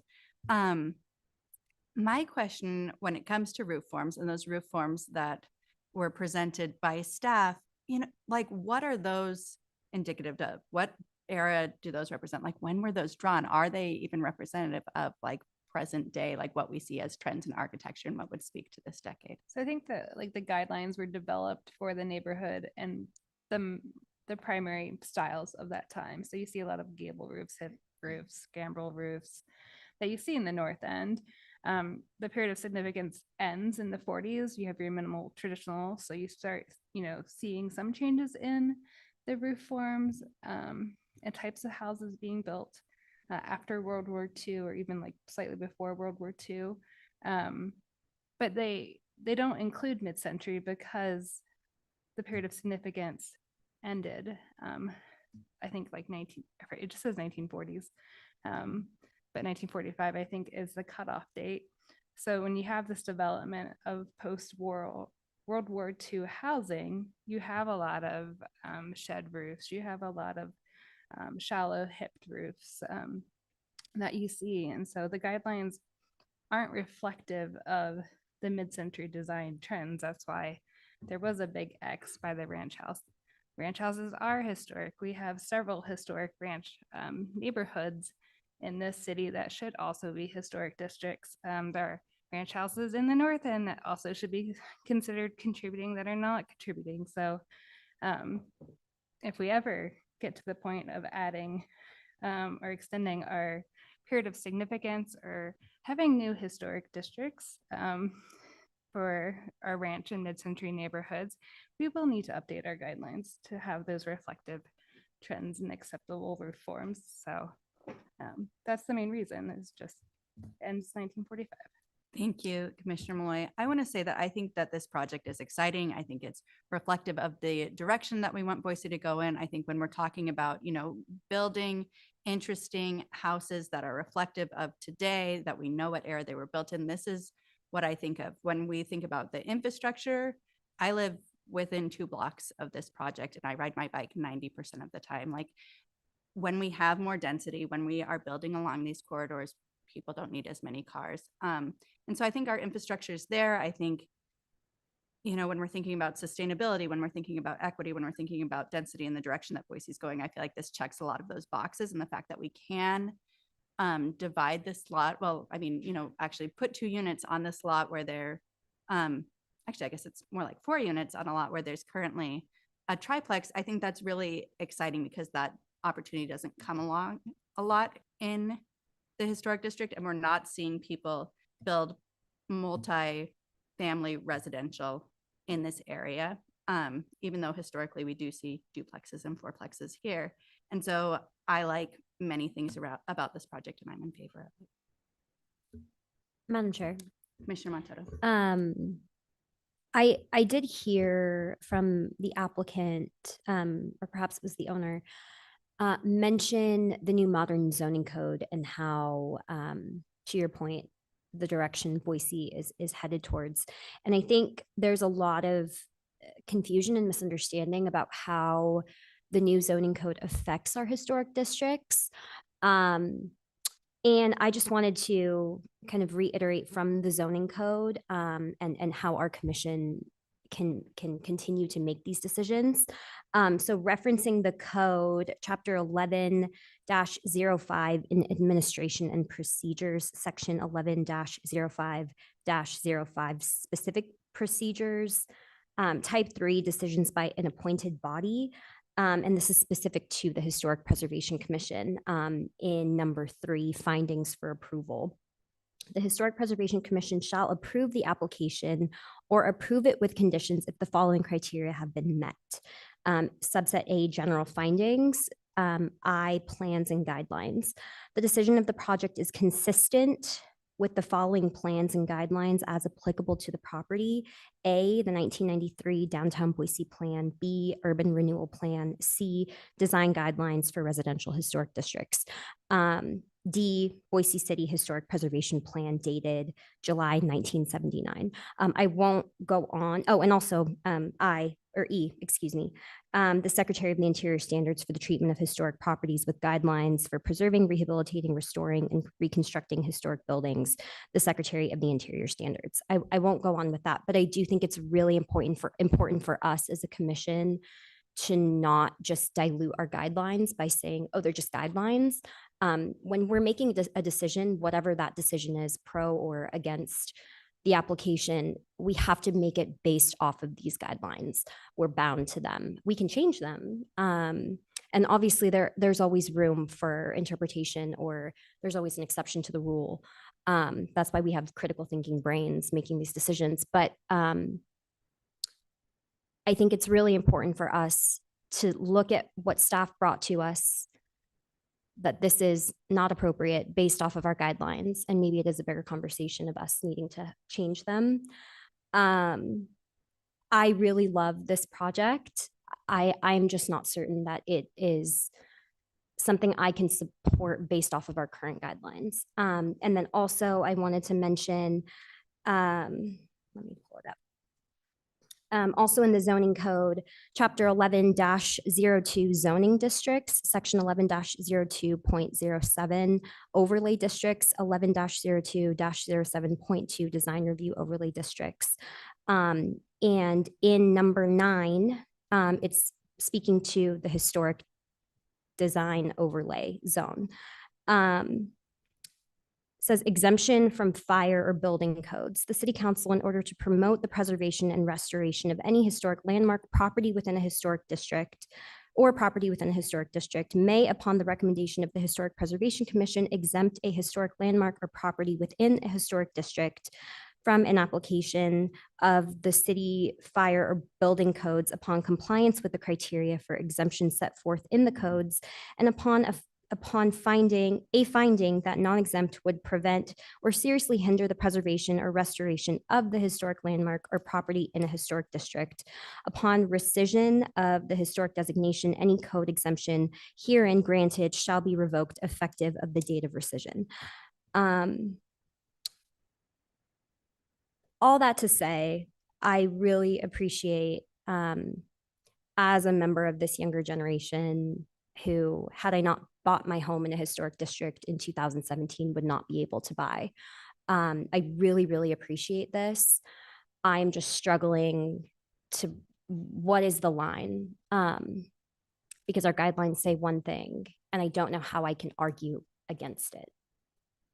So that's kind of where I'm at.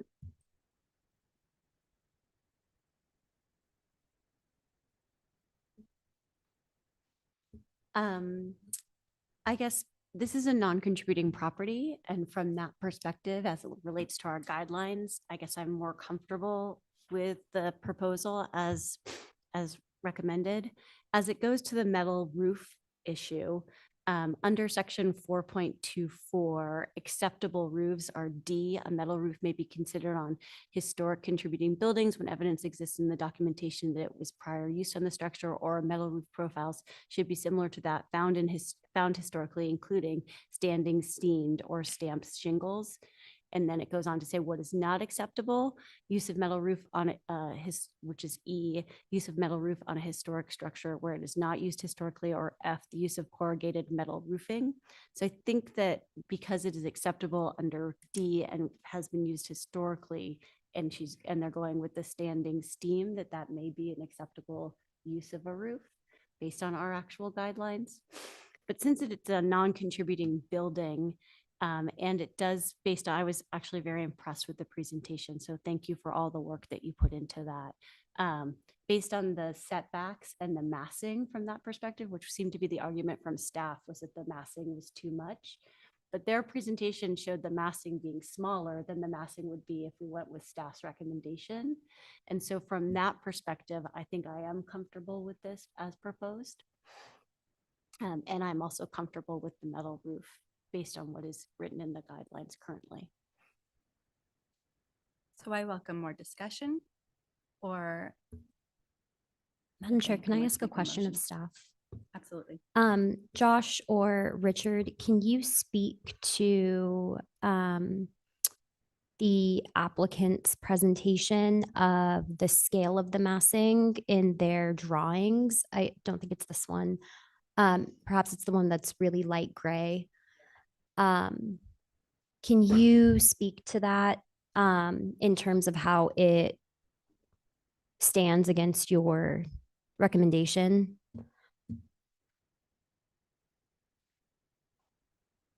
Thank you. Speak to it without the diagram. I can't come up with that one right now.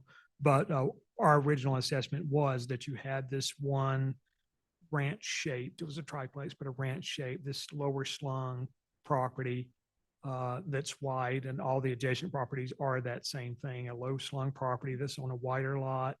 And so if you remove that one wider property and then put in two taller structures, 2 stories is taller than 1 story by my math. You do that, and then you might do that again, and then you might do that again. This could even have a trigger effect where all these ranch houses go and they all get replaced with the split lot, which they're allowed to do because they'll meet the minimum 3,500 square foot for a split. They're all over 7,000 probably. And it could be a domino effect where we lose all these ranch houses that are not considered contributing now, but if the north end were to be reassessed, these properties would almost certainly become contributing, with some variation. It depends, but they have the chance because they'll hit the 50-year threshold that they weren't able to hit for the original survey because it wasn't 50 years past. So that would be another concern that we would have, is that all these low variations to the theme of the north end be obliterated. And that's where the concern is. And it would be an odd density around the density that's adjacent and within that block. It's just, is this the beginning with no end in sight? Sorry. Thank you.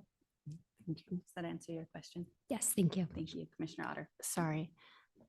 I don't think that you can punish somebody for something that you would like to have happen in the future. I'd like, this is the thing that we say at every commission meeting, please go and resurvey this. We need to resurvey this, but we can't punish people for something that hasn't been done yet.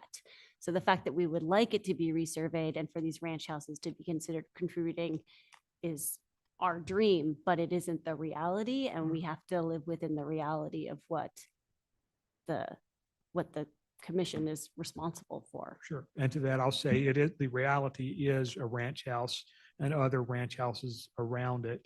And let's not care about the age, the history, where there may not be contributing.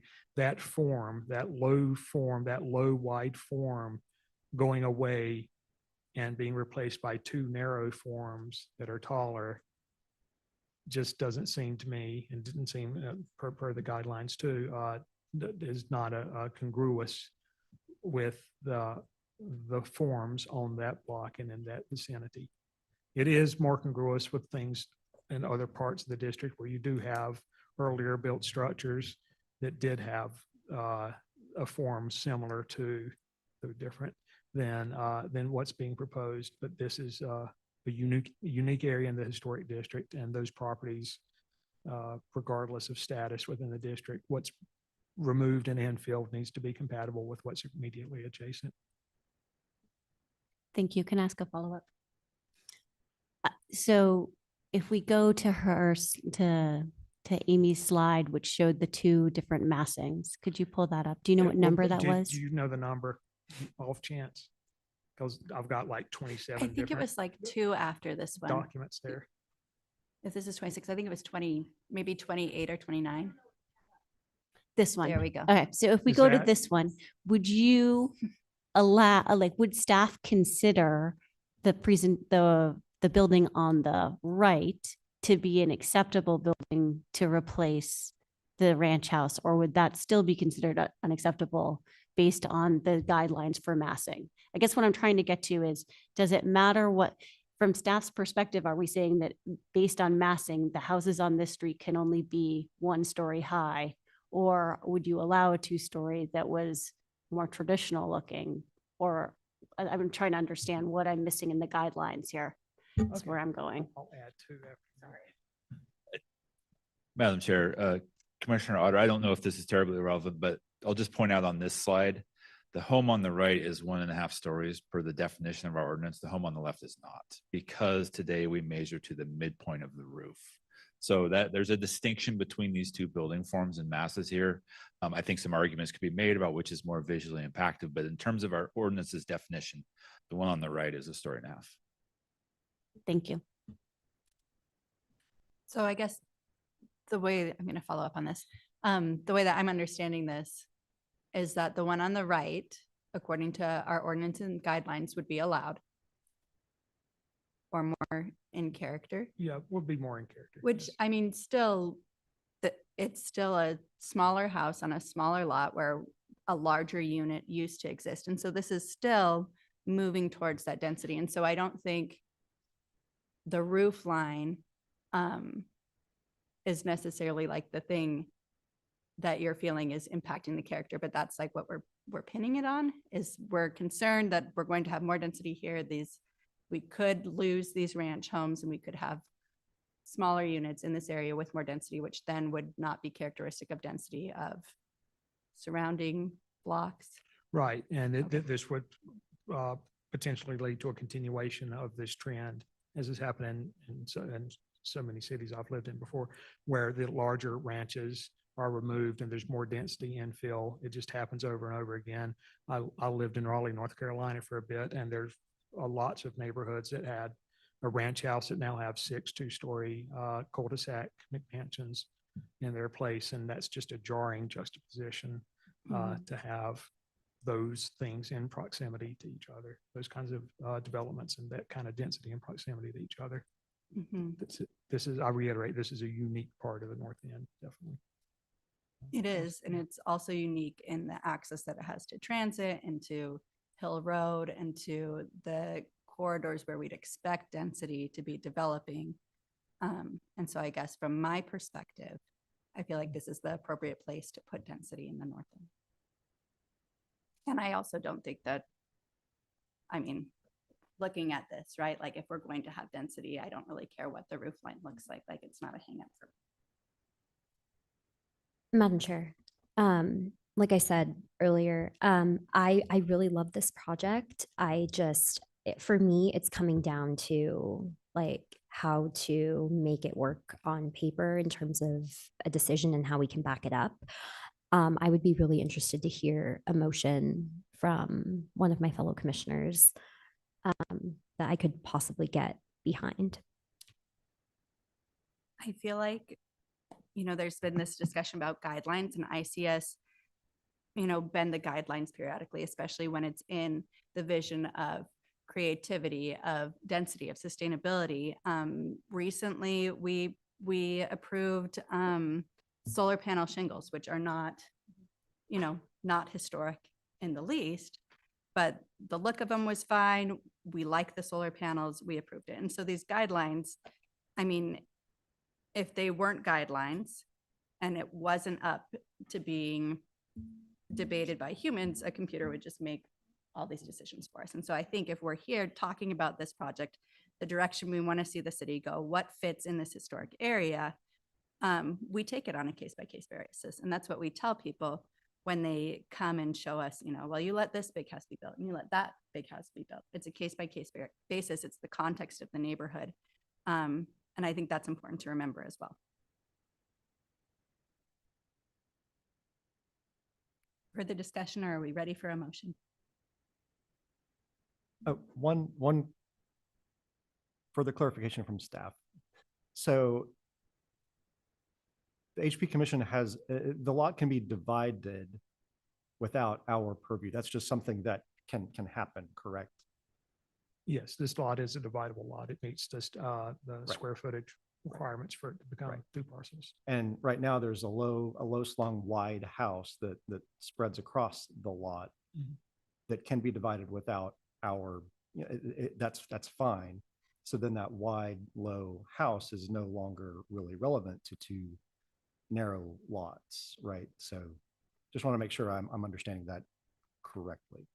What matters is the context and what is around. As anytime we look at any new build in the historic district, we take the context of what's around it. When people call me and ask questions about a property, I'll look it up and I'll see, hey, that's all 1 stories around there. Here's the guidelines. This is where you should be with what you're building adjacent to a 1-story, potentially 1.5-story house, but you might want to reconsider a 2-story because that'll be a harder sell because of the context of what's around it. And that's where we are with this property. Is it's 1-story all around.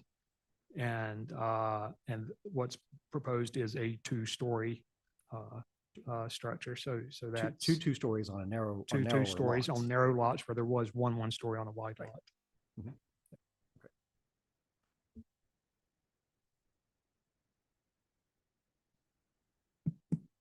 Do we have a motion?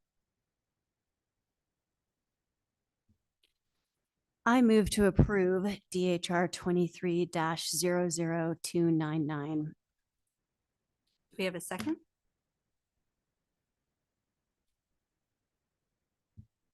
Can you add? Oh, with the standing standing steam roof. Can there also be some language in the motion that, given the context of the block, the massing and form of the proposed design, new construction is in keeping with the context? Sure. All right, I'm going to try this again. I move to approve DHR 23-00299 to include the pre-finished standing steel steamed roof, metal roof.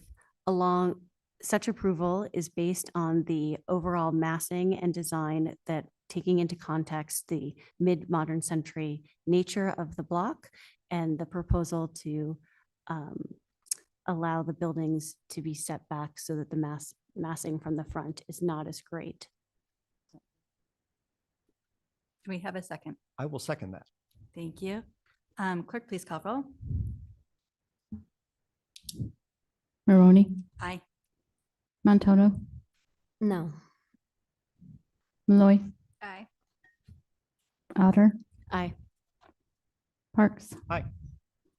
4 in favor, 1 opposed, motion carries. Thank you. And before we get into item number 4, let's take a quick 5-minute recess. Because I see a lot of people signed up. And so I think that one might take a couple minutes. Let's take a break. And we'll come back at, let's say 7:40, we will be back. So 7 minutes. All right. It is 7:40, so we'll get rolling again. The next item on the agenda is DRH 23-00329. It's at 902 North 8th Street, certificate of appropriateness to construct a new 3-story office building with below-grade parking on a property in a residential office with historic design review, overlay, and development agreement. Staff, can we please get the report? Here's the location of the hole where the infill is being proposed. As you can see, it's adjacent to the co-op, to the co-op is here. Part of the Catholic school facility is here, and Jackson's Shell station is in that location. Here's the site plan showing the site for the main property as well as the alleyway. Cunningham Place is considered an alley by ACHT, and some surface parking to the rear on an existing surface parking lot. Landscape plan showing trees and other improvements. The basement is going to have a garage, underground garage, access from Cunningham Place alley here. And the first floor plan is going to have multiple conference spaces and other uses, and there will be offices and other such structures on the second floor. And the third floor, there will be a chapel on the second floor and mostly office on the third floor. Here are elevations showing a traditional building material palette, limestone, some cast stone elements, and brick rustication of the lower level to the second floor. And more contemporary, which will be alluded to later, treatment of the corner entrance. Here's the another elevation, the third elevation. And here are some perspective shots to give you a sense of how it would appear from the street and to a degree in context with adjacent buildings. And more of that. Viewing it from the north, looking down towards downtown. Another perspective along the sidewalk. There it again, that again. And here are photographs of the site to give you a context of where it will be placed. And what exists there now. The guidelines do state to add a new building that has a similar front facade heights that is similar to contributing buildings or adjacent sites in the block. Within a block of this building are substantially taller apartment tower, and the cathedral and the school is nearly as tall. The mass and form of the building are larger than immediately adjacent properties, but as stated, many properties in the vicinity are substantially larger. It's using brick and sandstone, which are traditional materials that are found throughout the historic district to downtown throughout the city. A lot of the limestone was quarried locally. The use of the parapet is like what is seen in other commercial and institutional buildings in the area. And to me, having a sloped roof behind that evokes the form of roofs and found in houses throughout the district. It uses that curtain wall system that we saw at the main entrance, which is contemporary design element that nevertheless is highly compatible with the otherwise traditional design. And thus that differentiates this building from other historic buildings in the area. The building is larger than buildings on the adjacent site. However, the facade is broken up with recesses in the facade, which suggests smaller building masses. The use of rustication, which is that transition from one material to the other, usually the lower portion of a rusticated building has a bit larger, usually masonry, but it depends. But there's some way to differentiate from the sandstone to the first floor, on the first floor to the brick on the upper floor. That creates a desirable visual division between the lower and upper floors. And the as I've said before, these are very appropriate materials and a very appropriate design that is not a pastiche and is also not overly contemporary. 8th and 4th Street are currently improved with vertical curb, gutter, and sidewalk abutting the street. An alley extends, that's Cunningham Place, along the northern property line, providing access to the underground parking and the adjacent surface parking lot. The site is providing 50 total parking spaces, 33 in garage and 17 surface, where 49 is required. The internal space and drive aisles that are provided meet the minimum dimensional standards. And with this, staff recommends approval. Madam Jeremy? Chair, I was just going to jump in, just make a Yes. couple comments after Richard's presentation, just for context. And this is a slightly different application than this commission usually sees, certainly in terms of scale. So the property was granted a rezone back in 2017, and the development agreement was attached to that rezone. You will hear, I assume you'll hear testimony tonight about traffic impacts, the use of the property. Those are set forth by the zoning that was granted in 2017. This is residential office. Residential uses are allowed, or office uses are allowed, or a mix of the two. The development agreement allows all of those uses. There is a development agreement modification going to council after this body acts on the application. And that's the way that we do things. Things go to historic preservation first and then subsequent bodies later. But that modification is really only to align the development agreement with this proposed modification. The former building, it was a strictly residential building. It was 4 stories in height. So that DA modification will just kind of rectify this application to match the development agreement in place. So just to be clear, the historic preservation findings start on page 8 in the staff report that Richard provided you. There are those 7 findings related specifically to the historic aspects of the proposal, not the traffic and not the use. ACHD will issue a staff report outlining any improvements to the roadway network that are required as part of this improvement on the property. But those are per their policy manual and generally pretty straightforward in terms of like right-of-way improvements. So we would find that the use is compatible certainly with the zoning on the property and the development agreement, and the traffic consideration is not up for discussion tonight would be our stance. Certainly happy to answer any questions as the hearing goes on if you need some guidance. Just want to throw that out. Thank you. Are there any questions for staff at this time? So I have a quick question, because this was the Baird's, and then, correct? Right. Okay, and then when it came before us, we approved the residential. Yeah, the 4-story in residential like tower. Yeah. 2017 or something. It's been a Yep. minute. Okay. And then since that time, it's changed hands. It's okay now. proposed Correct, for- yes. Okay, thank you. Yep. All right. So with that, we'll hear from the applicant. If you can step forward and state your name and address, please. Yeah, my name is Jared Schmidt, 13486 North 4th Avenue. I guess I stand for any questions. Richard did a good job going over the project. All right. Any questions for Mr. Schmidt? I do have a question, Madam Chair. Could you walk the commission through what brought you to this point in your design? It's on the exterior, we were trying to tie into the neighborhood using some of the historic materials, the sandstone, the brick, also tie into the rest of the campus too, that the Catholic Church has, the historic school down there, and then also the cathedral. So trying to tie in some of those materials, yet provide kind of a little more modern context. And do you have a tenant lined up for your Yes. Yeah. building? Yeah. It's a Catholic diocese. Okay, thank you. Yeah.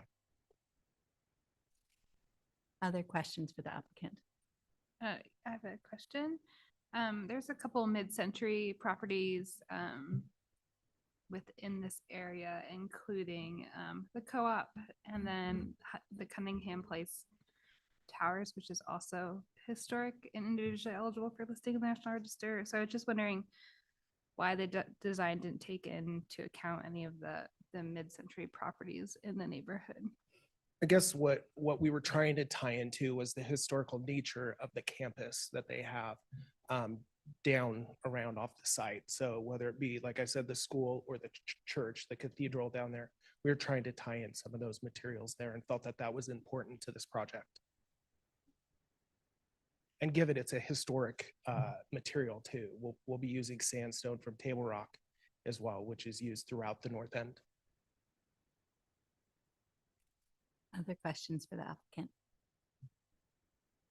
None at this time. Okay. All right. Thank you. Is the neighborhood association present and wanting to testify on this project?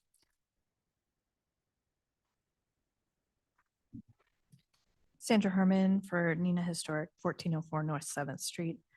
Commissioners, just about what is in your purview and not in your purview according to this project, as staff was going over. I'm just going to say what I was going to say. Some of it may not be relevant to you, but will be relevant later, I guess. Nina is looking at this through the lens of long-term goals that the city of Boise has committed to: climate action, providing housing, along with pedestrian bike safety. We wish we had been included in the neighborhood outreach. Although we were included on the notification list, we did not receive that notification until after the meeting. From the housing, zoning, and historic perspectives, we have several issues. On zoning information, as a lot is currently zoned C1 neighborhood commercial, we seek clarification on why it won't provide any housing, especially considering the zone's conditional allowance for residential development. We don't see how this type of conference center and office building will enhance the residential block. Considering the many vacant office buildings nearby, both in the historic district and downtown, we question the rationale behind not utilizing this piece of property for church businesses. This is a singular and uniquely located piece of property with the co-op across the street, walking distance to the VA, St. Luke's downtown, and the church and school across the street. We mourn the loss of an opportunity for no car needed housing, particularly for the church itself, the school employees, and elderly parishioners. From a historical perspective, we encourage the project to contribute services similar to other developments in the North End, emphasizing the potential for housing, catering to diverse income levels and needs. We have several traffic and parking concerns. Given the narrow streets in the North End, we are concerned for potential interference with sightlines at intersections and alleyways due to the increased car traffic. This area has high pedestrian traffic from all directions, and extra consideration preserving walkability is necessary.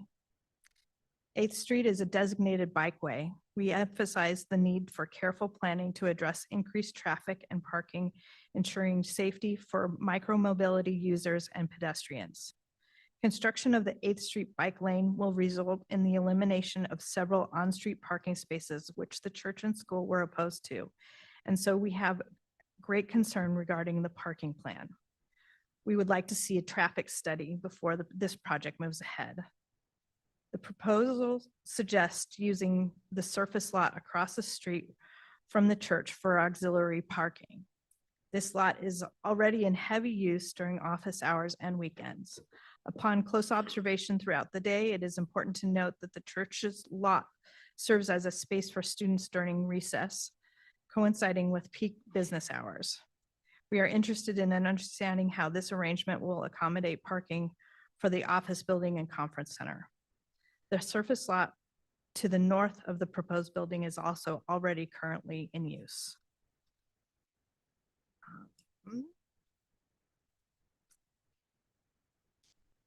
Finally, we have a few observations regarding concepts and environment. We would appreciate more consideration for City of Boise's climate action plan in the design, including adding designated parking for electric vehicles, charging stations, and additional bike parking. Please consider on-site solar panels for energy generation. We welcome the addition of trees to this barren corner. We are interested in details regarding the installation with consideration for the Silva cell system common in downtown Boise. Given recent challenges with stormwater, we encourage the use of permeable surfaces for parking and landscaping. And as always, we can encourage downshielded exterior lighting to minimize light pollution. I'll stand if you have any questions. Do we have any questions for the Nina representative? I have a question. What is Nina's thoughts on the design of this building? I think we appreciate that they're using, the sandstone that is a traditional and historic piece of it. I think there's a lot of concern about the height. It's very tall for 3 stories. I think it could be a little bit more compact.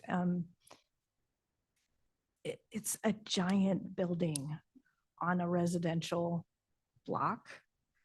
And I understand that you're looking at it in perspective to the cathedral and to the apartment building. But those buildings are not the same use. So I have a hard time with office building in this position as sort of the gateway to the north end. Madam Chair, I have a question. Commissioner Montoto. Sandy, you mentioned that you wish that Nina would have been more a part of the neighborhood outreach process, and that the notification that you did receive was through the city and it came after the meeting. Yeah. Has Nina received any input from neighbors regarding this project? I think all of us on the team and the Nina board sort of, as it's the holidays, people are not kind of aware, they're just seeing the sign. Sure. And I think a lot of people are very surprised this isn't housing. We had on that piece of property, there was a poster saying coming soon housing, and we all expected that it was going to be housing. I think there's a lot of shock that it isn't housing. And a lot of regret for that. So many people that live in the North End have older parents and younger, adult kids who would super benefit from the kind of dense housing that was going to go there. Thank you. Any other questions for the Neighborhood Association? All right, hearing none, thank you. Next, we will go to the sign-up sheet. My first person on the sign-up sheet is April Frederick. If you can state your name and address for the record, please. And you have 5 minutes. Hi, I'm April Frederick. I live at 1416 North 8th Street, 8th and Ada. I am opposed to this zoning exception, or whatever you call it, because there's never been a more perfect site and location for housing. Boise needs more housing. This location would be great for people who are car free. It's so close to everything, like the grocery store and downtown. It would have cars turn through a protected bicycle lane to park underneath the building. I ride my bicycle daily on 8th Street. This would add parking challenges in a neighborhood that already has parking challenges. It doesn't contribute to the people in the neighborhood. I see no reason to allow an exception. This building doesn't add to the tax base because of the tax exempt status of the church. Therefore, the burden is shared by the taxpayers without benefit to the neighborhood. So I'd really appreciate your vote no on this project. Thank you. Next, we have Eric Hagan. If you can state your name and address, please.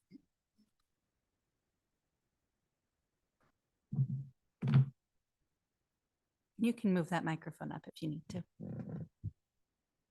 Thank you. Eric Hagan, 809 North 18th Street. Just for the record, I'm also the NINA president, but I'm speaking here on behalf of myself tonight.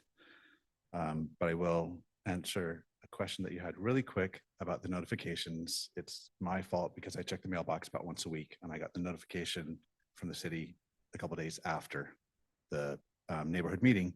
I had requested more information from Lombard Conrad Architects and did not receive any additional information beyond a site plan that was presented. And that's the only interaction we've had on this project between the client and the architect. So, Madam Chair Maroney and fellow commissioners, as an architect, I appreciate the use of materials on this project. The materials are really congruent with the neighborhood. The style of the building follows a historic palette, but it is incongruent with the rest of the neighborhood. The recommendation for approval is using the old zoning code for some parts of it and the new zoning code for other parts of it. For instance, the number of parking stalls. This is going to be a large office building. And the new zoning code allows there to be 50 stalls. The old zoning code allows there to be 70 stalls, but they have three large gathering areas on the main floor. And I can just only imagine hundreds of people trying to park in the area when they're trying to use the main floor for this project.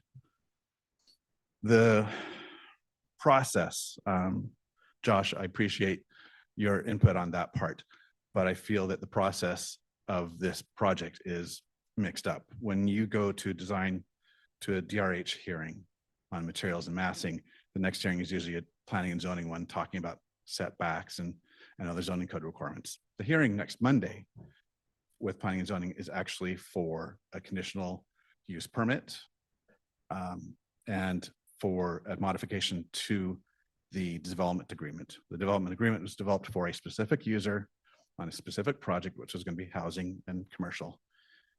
While I understand changing the user or changing the project and trying to get an approval that way, this is kind of the cart before the horse, and it should be a whole new development agreement when you're looking at a different owner, a different project type, different product type.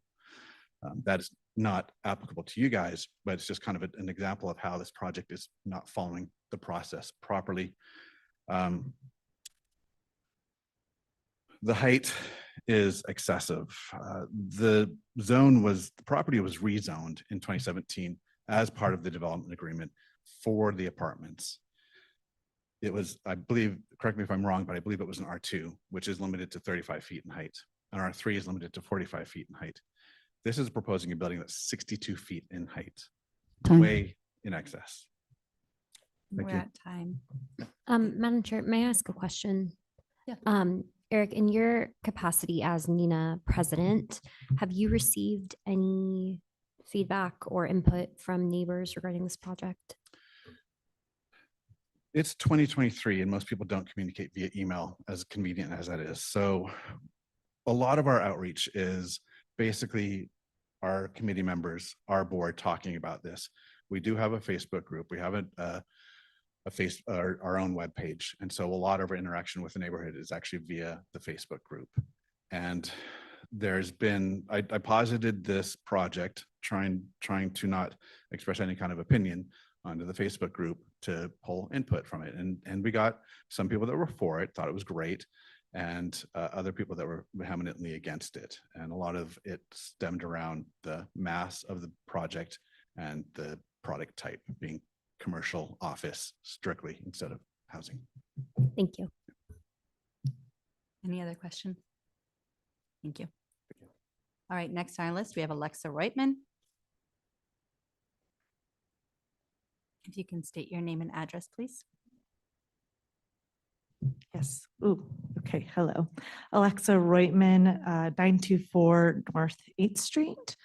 Good evening, Commissioner Maroney and commissioners. For full transparency, I am a board member of the North End Neighborhood Association, but I'm here as a resident and a direct neighbor of this development.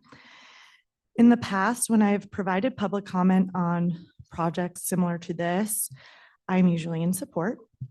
I find myself here today as a no person. Upon reflecting, when I have said yes to previous developments, my endorsement was because they contributed to our community with housing, public spaces, and businesses that help foster a sense of community.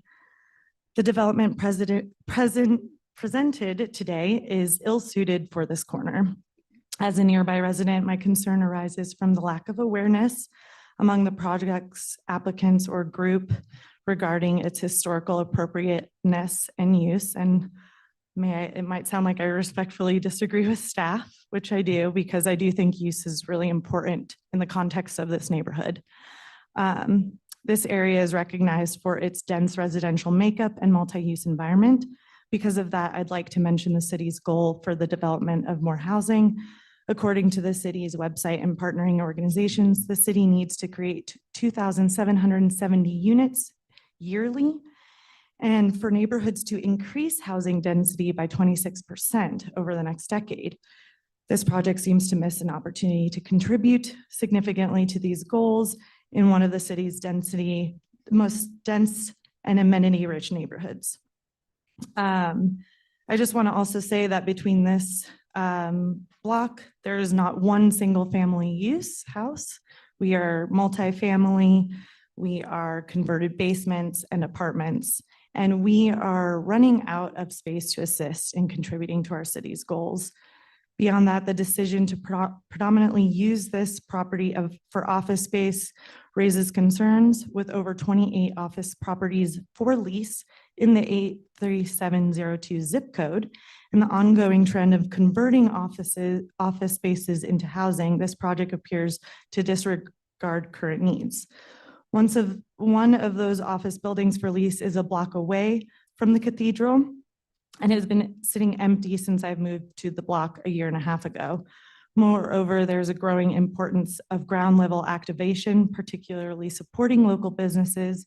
A personal example is a friend of mine who lives down the street who is wanting to be a small business owner and has been looking and has not found a place for her to start her business. How great would it be if she could walk to work every morning? Ooh, I'm really short on time. Given these considerations, I strongly encourage the commission not to endorse this development. Instead, let's prioritize a project that aligns with the broader community needs, one that strives to contribute to housing, support small businesses, and make effective use of space to enhance the fabric of the neighborhood. Sorry. Thank you so much. Thank you. And that is who I have signed up. Is there anybody present who would like to speak? Yes, please approach and state your name and address for the record.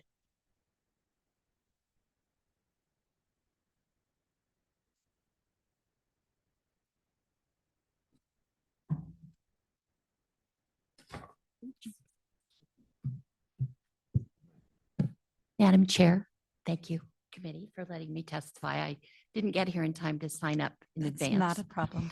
My name's Lorinda Williams. I live at 2230 North 27th, and I am a NINA board member, but I am here as a citizen tonight.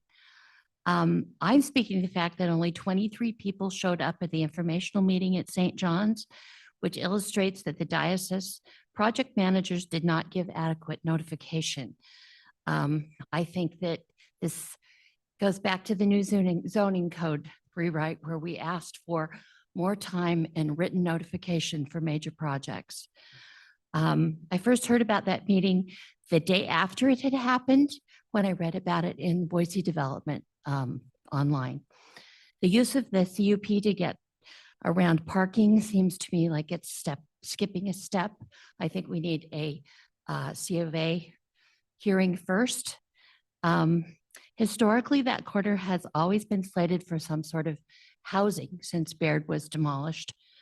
It's an area that I spent a great deal of time in growing up. I grew up on 17th Street. I've ridden my bike all over the North End for over 60 years. I am concerned about the amount of traffic and about pedestrian and bicycle safety on that corner. We're already very stressed at that corner with the drop-offs for St. Joseph's. I feel like ACHD did not put in the most sensible bike plan for the north-south route. I think that needs, well, it's written in stone now. We can't do anything about it. But my concern is for pedestrian and bicycle safety. Also, I have friends who have elderly parents that have attended at St. John's, and their kids all went to St. Joseph's. Her parents don't go to church anymore. They don't go to mass in the winter because they're concerned about navigating across the street from the parking lot up the steps, even though they've made all the arrangements to help people get from the street into the building. But it's very, very hard for even their own church members to find parking and access the building for mass or weddings or baptisms. And I feel like a building that is only office space on that corner is a huge wasted opportunity to do affordable housing or senior housing. It would be wonderful if they could convert part of this to at least some senior apartments for senior residents to be right there near the co-op with shopping, near their church, where their families could see them easily and they wouldn't need to drive. My biggest concern is the number of aggregate car trips that will be happening. There was a study done, I'm not sure how many years ago, about traffic on 8th Street leading up to Brumback before Somerset was developed. It wasn't done in the winter or the fall. It was done in the summer when there were fewer car trips because nobody was taking their kids to school. There's North Junior High, Longfellow, St. Joe's, Boise Time. High, all that traffic. Thank you so much. So We're at thank you. time. I appreciate your time. Thank you. Is there anybody else present and wishing to testify on this project? How about online? Nobody online? All right, so with that, we can hear a rebuttal from the applicant.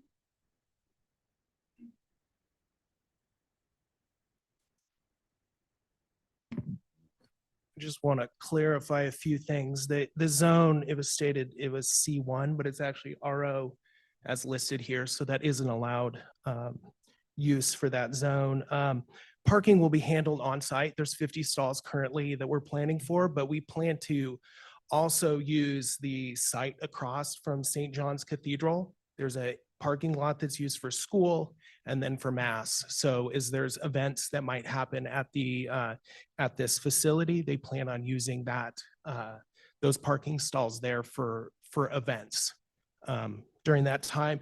And then also to the point of that the letter wasn't sent out in time or wasn't received, we did send it out in the city required amount of time. And then I also reached out to Nina after I received a letter from Eric that just stating I'd be happy to meet with you.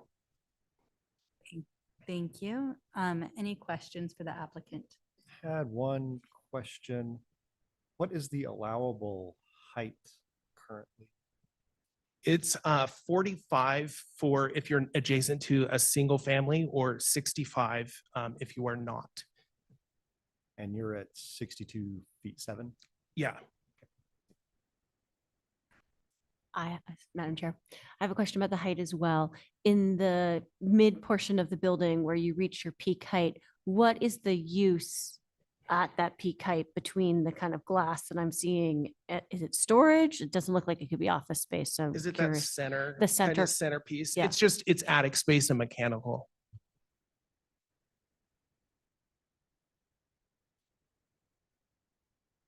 Other questions for the applicant? Madam Chair.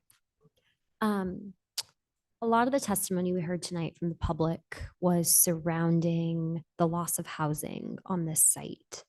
What do you or your any member of your party or the diocese have to say in response to that?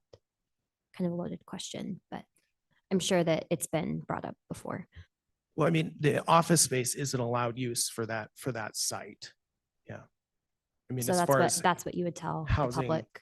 no, not necessarily. Yeah. No, I don't. I'm just asking Yeah, in I terms mean, of this- getting an answer Yeah. for the public testimony we heard tonight.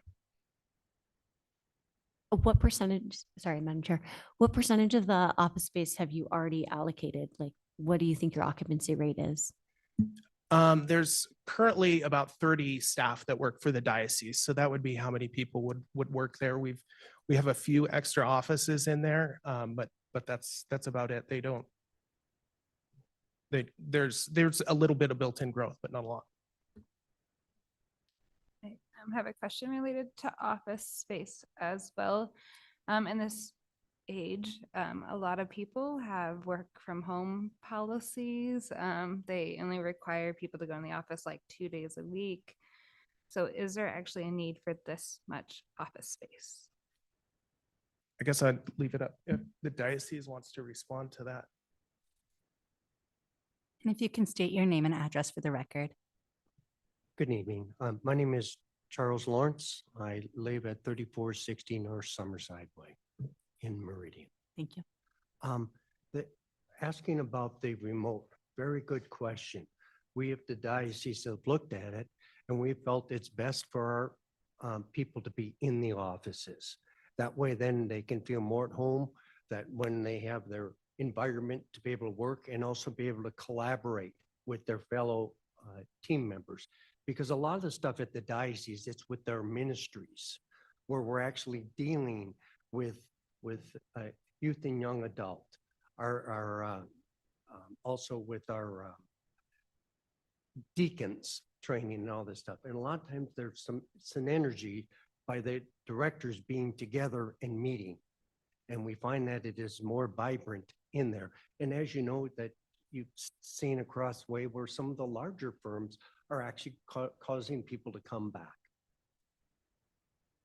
Thank you. I have a quick question about the use too that maybe you could answer. So in this space, when I'm looking at it, I'm seeing offices, but I'm also seeing like large areas for, you know, people to congregate or maybe have conferences and that type of thing. When does that take place? If we're counting on this school parking lot to be the parking for this, does that happen during school hours? Are kids just having indoor recess during that? Like, is there a balance for parking and when the main uses for congregating happen? Right now, what the main use will be is after hours. Okay. Thank you. Any other questions? All right. It sounds like that's all we have. So with that, I will close the hearing and we can render a decision. Do we have discussion or a motion? I'll open up discussion. Based on if it was a single family residence, it was 35 feet is what the architect stated for the allowable use. But since its office is up to 65 feet, I just feel like this building is way too big. It's way too tall. The massing is, I think it's just going to overtake the historic district. There's nothing historic feeling about this building. So I have some major issues with the massing, the size, the scale, and design, overall design of this building. I'm not a fan. I will Thank just you, say Commissioner that so Malloy. far. Madam Chair, Commissioner Otter. I have a question for staff actually on the height issue. When we look at this building as it relates to, because you're comparing it to the cathedral and to the other multi-house or multi-use houses nearby, how does it relate in height to those buildings? Because I couldn't tell from these renderings how that would relate. Well, I can't recall how many stories Cunningham Place is, but it's substantially taller. I mean, just I don't have that to me. And the cathedral is definitely a taller structure too, but I don't have the comparative the numbers for the height to the peak for either of those structures. But it's at least, I think Cunningham Place, what is that, 7, 8 stories maybe? Yeah, at least. And so I know it's substantially taller and has a lot more mass to it than, or at least as much mass to it as this structure does. And yeah, I just don't know the height to the peaks for those two structures. I just know you can clearly tell that they're taller. And I the can height tell of the buildings next door to it, because you've got the co-op, which is not tall, Right, and the garage, which the gas station, which is not high either. right, true. So I think the closest comparable, that's 7. Cunningham Place is a 7-story structure 7-story. versus the 3 here. So add to that what you will, at least that makes it at least 40 feet taller. Yes, as far as the gas station is a low 1-story structure, and that wall of the co-op drape adjacent across the street is a 1-story with a parapet. So that's probably a 15-foot wall for, or plus or minus, for the co-op, and the gas station would be a similar, maybe slightly shorter height. Actually, the use in the open space of that co-op might put that higher than what my guesstimate is. It's probably 20 to 25 feet to the top of parapet. And the caddy corner or kitty corner, whichever, my region changed. I don't remember which is correct here, but it is the annex or the ad building to the school. And that's a 3-story structure, 2-story, no, that's a 3-story structure. Tall 2-story structure. That's probably 30 feet plus, 35 feet, maybe close to 40 feet in the immediate vicinity.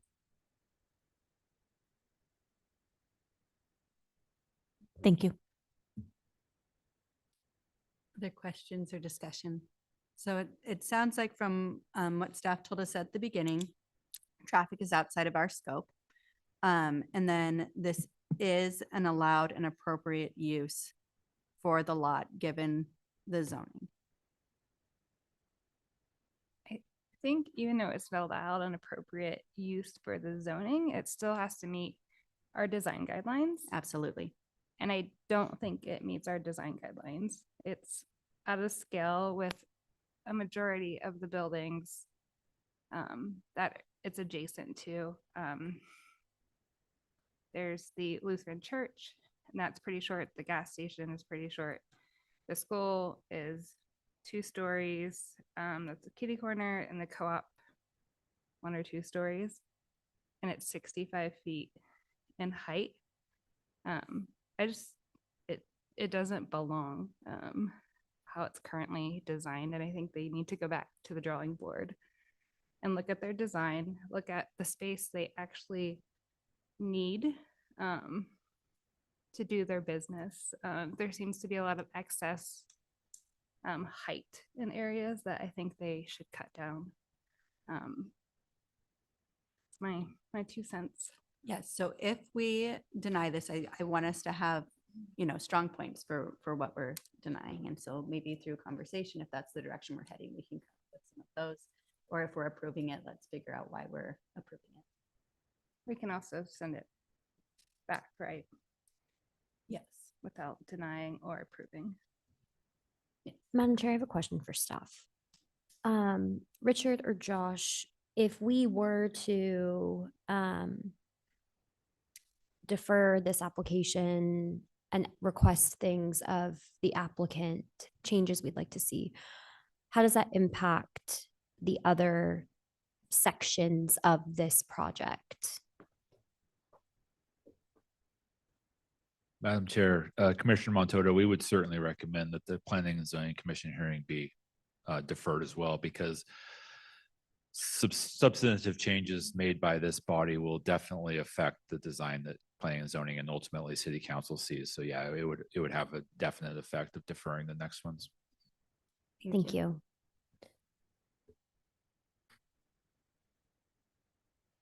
So do we have a motion? Do we want to talk recommendations? My other sort of question for staff is that this is the North End Historic District, and we have residential guidelines for the North End. They don't really apply to an office building, just the general standards for new construction. So should we be looking at? Madam Chair, Commissioner Malloy, that's a very good point and a very accurate observation. This is in the North End Historic District, which has residential guidelines. It's kind of a square peg in a round hole, if you will. So certainly the general principles and the guidelines apply in terms of compatibility of massing. And, as you've talked about tonight, this absolutely has to comply with the guidelines in terms of congruous design, appropriate materials. It's obviously going to be of a scale that is not something of a single family home. So, that aside, that you would really take a look at the surrounding area, the compatibility with adjacent similar properties. It obviously doesn't make much sense to compare this to a single family home. Thank you.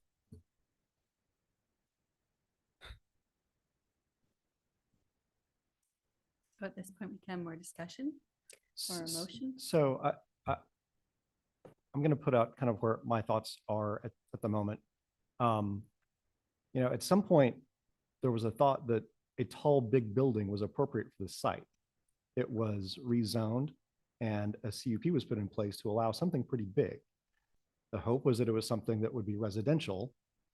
The economics don't support that at this time, obviously, because they proposed an office building, which is an approvable use for this parcel. So the notion that it's a building that's too big, I struggle with that being something to hang my hat on, because at one point, the city of Boise thought it was okay. When you look at surrounding properties, when you compare it to the co-op across the street, when you compare it to the gas station across the street, I would argue that those are suburban uses that were plopped down in the North End in a period of time that we were doing things that we probably shouldn't be doing. When you look at Fort Street, when you think about where something bigger, something more dense it's a place where that does kind of make some sense. That the fact that it's an office building is maybe not, again, what we'd like to see, but it's something that can happen there. Other buildings in the neighborhood, the cathedral, the school, the apartment tower nearby, those are big buildings. And when you compare it to that, okay, yeah, that scale makes sense. Also, the street facing portions of the facade are down at 46 feet, as opposed to the peak of the roof, which sits back from the street edge, is where it hits up at 65 feet. So, you know, your street based experience would be that lower height, not the full 65 feet. I appreciate the materials. As we've discussed this evening, design is very subjective.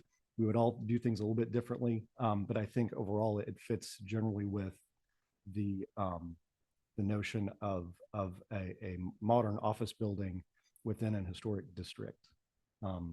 Those are my thoughts. I've heard some of the other commission, and I'm curious to see what the motion is that comes about. So, thank you.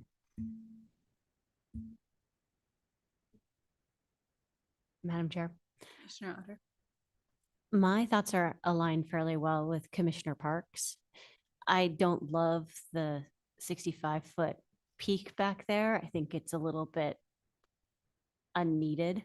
There's not anything going on in it except for storage, but it was a space. I mean, at some point in 2017, we as a commission said you could put a 4-story apartment building here.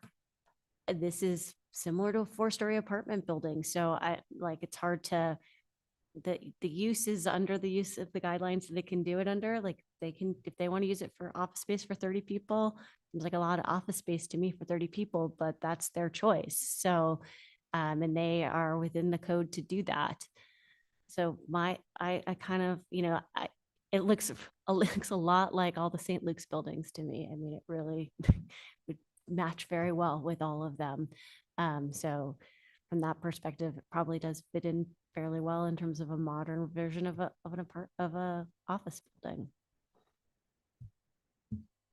Madam Chair, Commissioner Montero. as I mentioned in another project earlier tonight, our commission, per our new zoning code, is allowed to utilize other documents, not just our design guidelines, when making decisions on projects. And to Commissioner Malloy's point of this project lying within the North End residential or the North End Historic District, which only has residential guidelines. I looked to one of the approved documents that we can use, which is Boise's Historic Preservation Plan.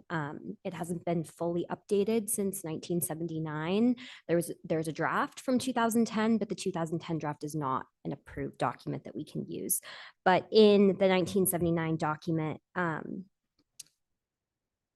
I don't know, it's helpful for me to hear, so maybe it's helpful to my other commissioners, but in 4.7, page 26, it says, the concept and programs of historic preservation are allied and related to the planning process known as urban design. The commission will work for the furtherance of this approach to planning for city environments and offer recommendations to the responsible planning agency. That being said, I think my thoughts at this time are to defer this project on the note of addressing the massing, to bring it down. And if we would need to defer the Planning and Zoning Commission, noting that we've offered those recommendations on this project as a reason for deferral. I'm just having a really hard time getting past 7 stories on that corner, especially when our plan for urban design in the city right now is to increase density, and that's the current development agreement for the site. Right. So to be clear, this isn't 7 stories. There's already a 7-story structure. That's the apartment complex to the kind of slightly like northeast of it. Oh, I'm sorry. I thought that I heard that the math we were doing was on this. Oh, so then what's this? Is it 5?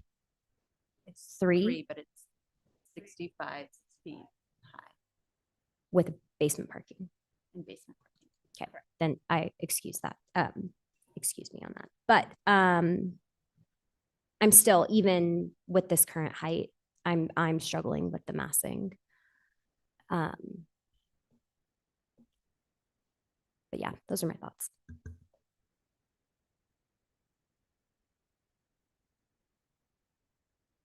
I mean, I support deferral to work on the design to improve it. And what specifically do we not like about the design? The height and massing overall.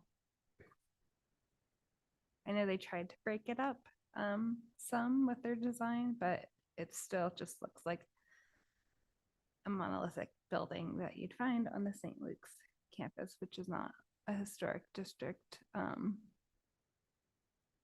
So it looks like something you'd find in Meridian, not in downtown Boise within our North End Historic District. It's the massing is just, it's a bit too much. Something more traditional, I think, would be better. Something that echoes the school. Okay.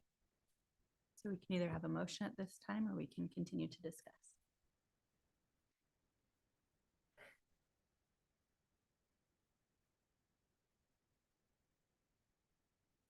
I'll make a motion to defer DRA 23-00 through 329.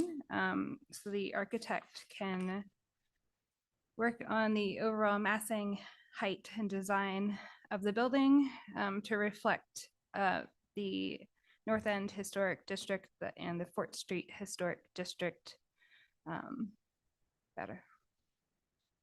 Do we have a second?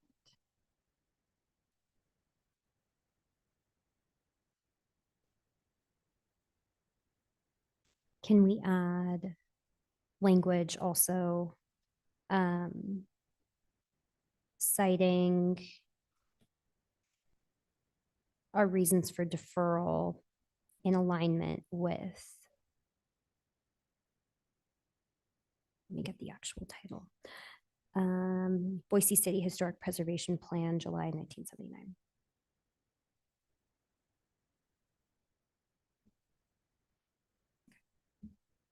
So I will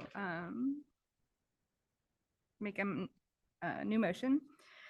I move to defer DRH 23-00329 so the architect can work on the improving the overall massing, design, and height of the building so it meets the Secretary of the Interior standards for new construction 9 and 10 within the North End Historic District and the adjacent Fort Street Historic District, and that it align with the city's preservation plan from 1979.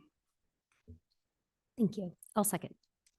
I think that this is a good move considering that this is a office use going in a residential historic area, which makes it kind of a tricky situation. And I think that going through the process and making sure that we can make it the best we can, where it is a prominent place as you enter the North End. Also, I think that we see more outreach done between neighbors when they're building a house than we've seen done on this project. And so this gives you the opportunity to talk to your neighbors and the community that you're building this in and maybe create a project that really contributes something to everybody that's surrounding it, given that you are within an appropriate use. And it sounds like there's conversations happening about traffic. So with that being said, clerk, can you please call roll? Barone, Aye. Montoto, Aye. Malloy, Aye. Otter, Nay. Parks, Nay. 3 in favor, 2 opposed, motion carries. Thank you. So we will be moving on to our final agenda item, which is DRH 23-00349 at 809 North 18th Street, a certificate of appropriateness to construct a new detached garage with an accessory dwelling unit above on property in a single-family residential with historic overlay zone. Staff, can we please get the report? Certainly. Here's a site plan to indicate the location in context. Or the, sorry, aerial, it's been a long night, an aerial photograph indicating the location and context. Here's the proposed site plans. On top is the existing site plan, and on the bottom is what is being proposed for the garage ADU to the rear. Here's the floor plans for the garage level and the above the garage ADU with exterior stairs. Here's an elevation showing to the right on the top is the height and the look of the existing two-story structure. And as you can see, it's a shorter two-story garage ADU to the rear. And then the other elevations are provided of the garage ADU. Here are photographs of the corners and properties nearby. The bottom left photograph does show the primary facade looking, primary residence to the right, looking back behind it. And this application proposes to construct an ADU above the detached garage as shown. It will be 2 stories in height. It's 21 feet 9. The existing structure is 26 feet 1. And as we always want, and the guidelines do to strongly encourage, we do have a structure that is shorter than the primary residence. It uses hipped roofs and dormers and an exterior stairway. It features lap siding, which is congruous to the district and is the material in the existing house. Siding and window materials are called out and are appropriate. The proposed structure is below 1,000 square feet and is under 22 feet in height and complies with the rear reduced setback, but will need a variance to encroach on the side yard, which has been conditioned. With that, staff recommends approval of this application. I'll stand for any questions. Thank you. Are there any questions for staff? All right, hearing none, can the applicant please step forward and tell us your name and address, and you have 20 minutes. Eric Hagan, 809 North 18th Street. I'm the owner and the architect on this project. This is my house. I live in it. And when we bought the house in 2019 and renovated it for our family, the existing garage that was on site was a 1-story wood frame that matched the house, but it was had no foundation. It was on dirt and it was leaning over and it was a hazard. So I had that demolished. Obviously, I've had a couple years without a garage, and while I limit that, I'm looking forward to having a garage to store cars and tools and skis and lawn equipment. So along with that, we'd like to have a place for family to stay or make some extra money as a accessory dwelling unit. I've tried to, as Richard mentioned, I've tried to stay within the design of the existing building and the neighborhood with materials and massing. The house is taller than the proposed ADU and garage. I'm also trying to I am sticking under the 1,000 square feet and the 22 feet in height as required by the code. So I approve or I accept the conditions of the approval for the variance that I'll have to apply for the side yard setback in conjunction with the rear yard setback.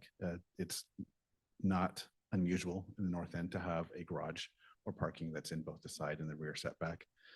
In fact, I think, except for a new garage next door to me, all the other garages in the alley on my block are all in the side and the rear setback. So with that, I'll stand for any questions. Thank you. Are there any questions for the applicant? Thank you. All right. Hearing none, is the neighborhood association present and wishing to testify?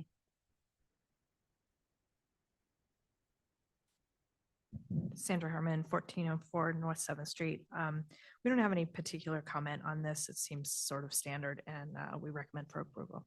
Thank you.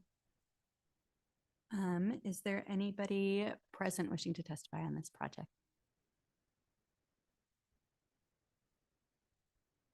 You can tell us your name and address, please.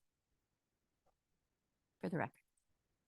Hello, my name is Jeff Bossy. I'm here with my wife Barbara, and we live at 710 North 19th. We live in the home directly behind Eric's house. And I guess while I'm excited for Greg to get a garage, he owns a beautiful 55 T-Bird that was his mother's. I'm happy he's gonna have a place to put it.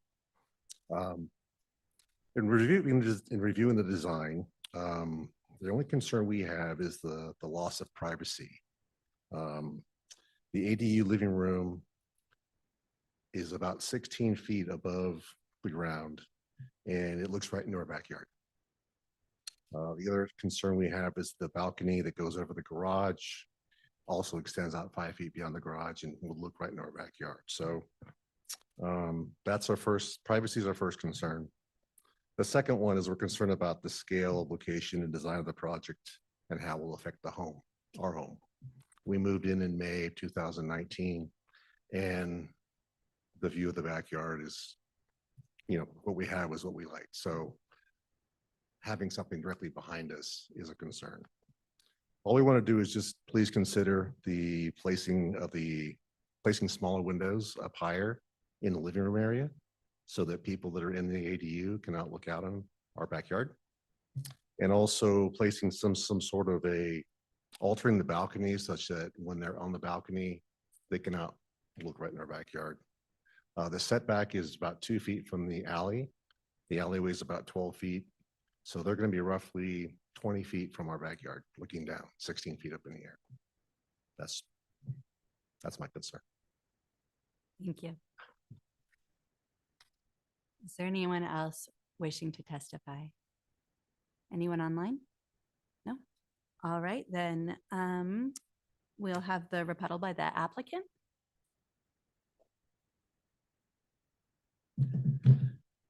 Thank you, Jeff and Barbara, for that. I appreciate your input. I will definitely work on, I believe there's things I can do to address the view and the balcony. I can swing the balcony around to the side and do a skylight instead of a window looking into the alley. I will definitely review that in my further renditions of this. As far as the setback, it's the north end, and there are garages that are literally right on the alley, and I'm actually pulling mine in 2 feet for that, mainly for the overhangs. The existing residence has 4-foot overhangs. I'm proposing 2-foot overhangs on this roof.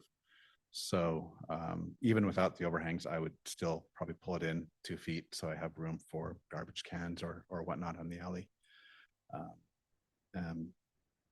Yeah, otherwise it's pretty normal in the north end. Thank you. Thank you. Are there any questions for the applicant? No, hearing none, I will close the hearing and we can render a decision. Is there a discussion or a motion?